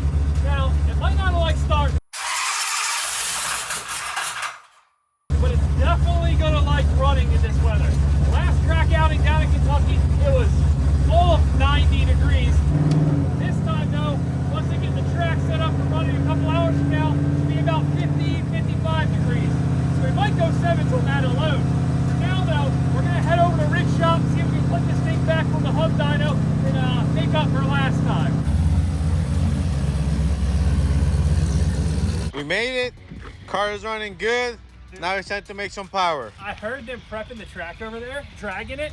As soon as I turned this off, I'm like, what's wrong with the car? It sounds like it was coming from this.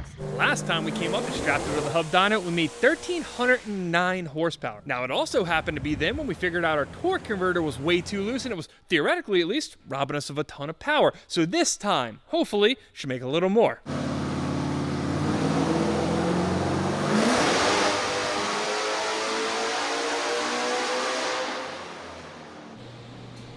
Well, the converter problem's definitely fixed, so that's one thing off the list. We're still basically at the same horsepower as last time, though. I'm gonna pull the plug, see what's going on with those. I haven't really needed to do much with this maintenance-wise, and it might be about time to start.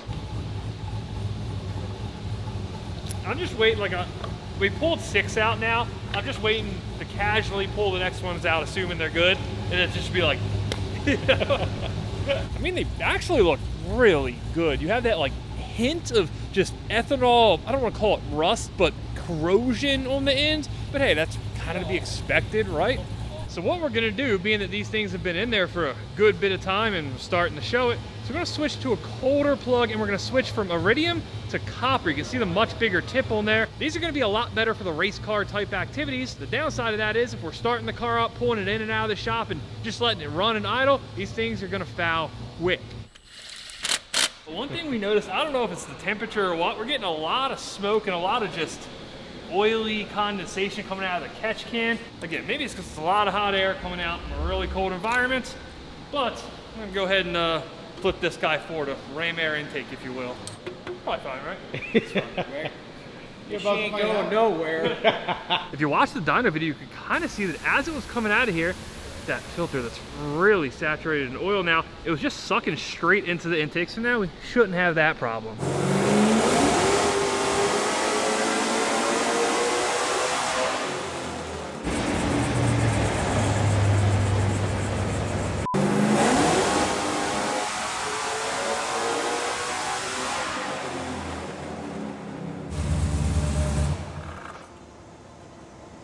Well, you are the 13 horsepower king, I guess. Yeah, I'm never going over 1,300 horsepower. We're just locked there. Yeah, so now we actually, if you notice, the dyno pulls took a little longer this time, which means it held the car back instead of it just getting. Before, the converter didn't couple or lock up, as some people call it, until I think about 72 or 7,300. Yeah. Now we're able to get it, which is where it saw that 1,300 before. It felt good this time. It felt like an actual dyno pull this time. And we found ET in it and everything, but what we found was a limit of your fuel system. So you do have a 4,000 horsepower fuel pump. You have a 4,000 horsepower fuel pump, but not in this car in this configuration. Yeah. That fuel pump is good at 4,000 horsepower with gasoline at 8 psi on a carburetor. All right, so then you run it at 43 psi for fuel injection, and that turns it into a 3,300 horsepower naturally aspirated. But then we have to then add extra fuel for being boosted. So on gasoline, you take another 10% off that 3,300 horsepower. So we're back down to 2,700 horsepower on gasoline, forced induction. And then we have to add our fuel pressure, which I think we calculated that if it was on gasoline with the added fuel pressure for your 1-to-1 regulator, we're down to about 2,500 horsepower at the crank available. And then we add the ethanol, which is going to then take another 35% of that flow away. So we ended up mathematically to what we would suspect about 1,800 crank horsepower minus your 20 to 25% drivetrain loss. I think we figured about 1,500 wheel horsepower, but then we also have a blower pulling power out of it. So the 1,300 horsepower actually almost makes sense. This whole thing just works like the government does. You think you have a nice fat paycheck, and then it gets taken out here, here, until you have this much left. Your fuel system got taxed by quite a bit, so you're going to have to work 60 hours now. So we fixed the converter last time. We'll redesign the fuel system this time, get an even bigger pump setup in it. And next time, third time's the charm, we'll spray it and do all the fun stuff. What actual race cars are all about. Yeah. First rip, it's gonna be a 788. Ooh, that sounds good to me. Rick already gave his idea, right? He put his numbers. He say 788. We want to hear your opinion on it. He's off. Why? It's 787 for sure. 787.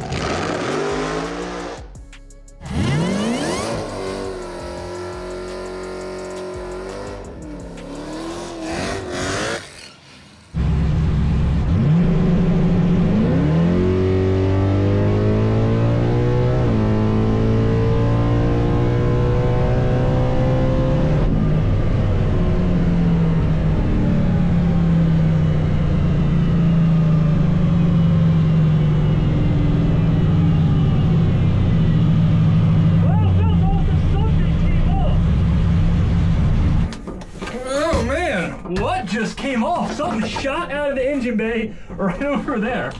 Shit. Pass felt good, so let's hope we did that 7, depending on what broke up here. Let's see. What came off? Oh, no. Oh, it's the blower belt. The belt's gone. If we didn't manage to hit that, this is going to be an issue. We don't have another belt with us. What happened? Please tell me we hit 7s. We hit something? No. Just tell me. Did we? Oh. I think you're f***ing with me. Did we do it? Let's fucking go! Yes! Fucking right! Yes. What happened? Yes. We don't have a blower belt anymore. Holy! What? You're not supposed to do that. I don't care. It don't matter. I don't even care exactly. Yeah, let's push it. Let's get out. I said 787. Yeah, exactly. Of Read course, this room, yeah. Of course, I got it down to the hundredth. I mean, oh my God. Woo! This is awesome. If it would have came off maybe 50 feet earlier, we'd have probably been too slow up top to actually hit the 7. Oh my, dude, we're so lucky that happened where it did. The 60 foot is worse than Kentucky.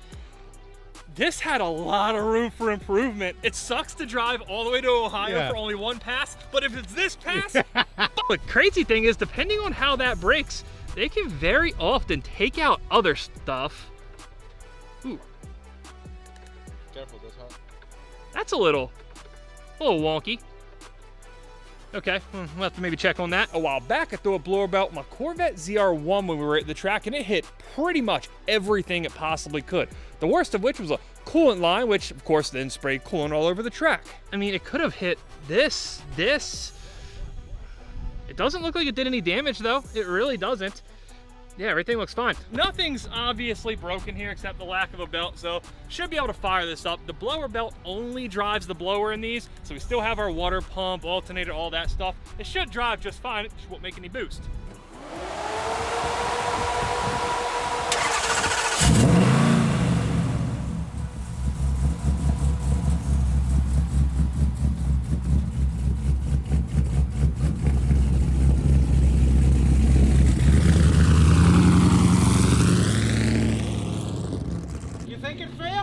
Yeah, maybe we can sew it back together. Man,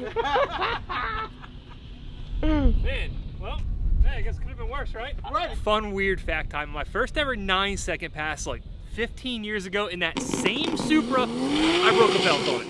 At one point, I had it like hanging up in a little frame, my first 9-second time slip. I don't know whatever happened to it. So I guess it's only fitting that the same Supra, first 7-second pass, we also got a broken belt. This one is significantly worse, so that was just a little accessory belt. All right, check this out. I think we found our issue here. This is a data log of our whole pass, right about there. 2-step, launch, 2nd gear, boom, 3rd gear. Let's focus just on that for a second. This little green line up top, that's our throttle position, so you can see right there when we got out of it. But before that, this one here is our RPM, and look what we were doing. Bouncing off rev limit. That little blue line way at the bottom, that's our boost level, and that never came down until we actually got out of the throttle.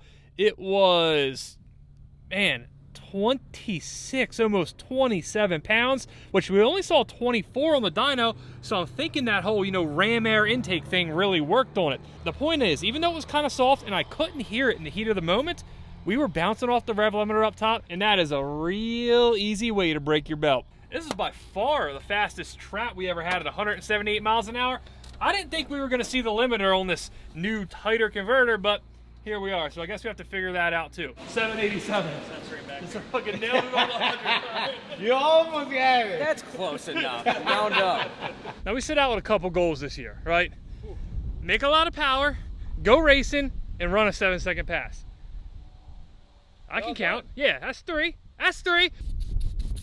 Yeah, I brought the board. As far as I'm concerned, none of this even matters anymore. Now, as for what's next with old girl here, I mean, usually here in the Northeast, she'd go into a little hibernation for the winter, come back out in the spring, but we actually have quite the busy winter on this thing, believe it or not. First and foremost, we're gonna send her to get a little paint work taken care of. We gotta repair this, what I like to call Fernando damage. I can prove it wasn't me. Can you? Yeah. Where's the proof? I got pictures. Okay, so yeah, it might have been me when we were pulling all the stickers off this thing when we first bought it, but hey, we gotta get it fixed either way, regardless of who's to blame. Plus, we got the roll cage. That thing's still not painted up. It's actually got kind of nasty and rusty from hopping in and out of it, getting sweat on it. Just looks like trash, so we're gonna get that fixed up too. After we get the paint work squared away, it's gonna be on display at PRI in Indianapolis, which is, I think, like the 2nd week of December. This is gonna make a giant mess, right? Definitely. I'm glad it's just water, huh? Anyway, if you happen to be in the area, if you're in Indy or around there, you're going to PRI, come check the car out. I was gonna explain why we're draining all the water out of this thing and we're gonna put coolant in it for the winter, but I think that probably says enough, right? We're gonna make it rot just a little bit less over the winter. I mean, it could have went worse, right? It's not terrible. At least it's 85 and you're 93. Yeah. Speaking of 93, for the first time ever, we're draining E85 out of the car to stick 93 octane in it. That way, just a little less harsh on all the lines and fuel system components throughout the winter. Now, after PRI, the next big thing we have is Sick Week. It's gonna be our first drag and drive. Super excited about that. Now, well, just real quick on that, credit card checkout thing, the man behind the camera. It took 45 seconds to get the confirmation code. That way the transaction can go through, and that was too late. This year's ticket sold out in less than a minute, which is absolutely insane. But while this does mean Fernando's not going to get to officially compete, we did pick up a Sick Ward ticket, which means he's tagging along for the entire thing, every day, each track, so it's still going to be an awesome time. Tim and I are going to be in the Supra trying to make this whole thing work. Fernando's driving something. We don't know yet. It's got to be something ignorant, right? Like, we'll just let you guys choose. If whatever you take doesn't have a 50-50 shot of breaking, it ain't no fun, all right? All your cars got a 50-50 shot of breaking, buddy. What are you talking about? That I'm lying? Hey, look. Yours got a 100% shot, so I'll take my 50. Now, in between PRI and Sick Week, that is when we'll do all our maintenance. We'll rehash this fuel system. We'll take care of anything else we find that needs to be taken care of. I don't really think there's a lot of upgrades we need to do, per se. The car's ready. The car's ready. We just need more fuel. Speaking of winter maintenance, obviously curiosity has got the best of me here. We need to take a look inside this blower. Throwing belts, it's really not that big of a deal. It happens on these, but I just want to take a look, make sure nothing's all jacked up. She got some wear. Definitely see a lot of rotor wear there, though it doesn't look too different from a lot of the factory Hellcat blowers that we've spun really fast by putting small pulleys on them. When we found this at the track, it was my original concern that it was the rotors just being kind of sloppy, but I think it's in whatever union is in there between the pulley shaft and the blowers. The modified factory blowers we have around here basically all do that, so again, not really the biggest deal in the world. Either way, we'll probably send some pictures, maybe a couple videos to the guys at Whipple, see if it needs to be rebuilt before next year or something. Update from 30 minutes in the future, because Whipple got back to us real fast. They said that they've made a rotor revision to these Whipple 3.8 blowers, and because of how uniform all this wear is, and it truly is uniform if you look at it, they think that revision is going to take care of this problem, make sure it won't happen again in the future. So I guess in between, say, PRI and Sick Week, we'll have to yank the blower off, send it down to Whipple for a week, and get her all freshened up. Oh, and quick plug while we're working on the car here, because why not? Since we managed to find this belt, and I personally think stuff like this is really cool, obviously, I'm gonna hack this thing up into like inch squares, keep a piece for myself, of course, and then the next 50-ish, I guess, people that go buy a Super shirt on the Scrap.shop are gonna get a piece of official broken 7-second belt. Which, yeah, as I'm saying it, sounds incredibly stupid, but hey, I like collecting useless junk, so maybe some of you guys do too. Either way, I guess the next time we're gonna have a video on this car is probably gonna be Sick Week prep. So if you're in PRI, I'll see you out there. If not, we'll see you in January. Wow. It's a long time. It's that Windex. Oh, yeah, you see the label. No, I foresee there being a window in this block at some point anyway, right? One of these days, using the headers as a rag holder is going to come back to bite me. I literally do not have another pair of needle nose that can do that.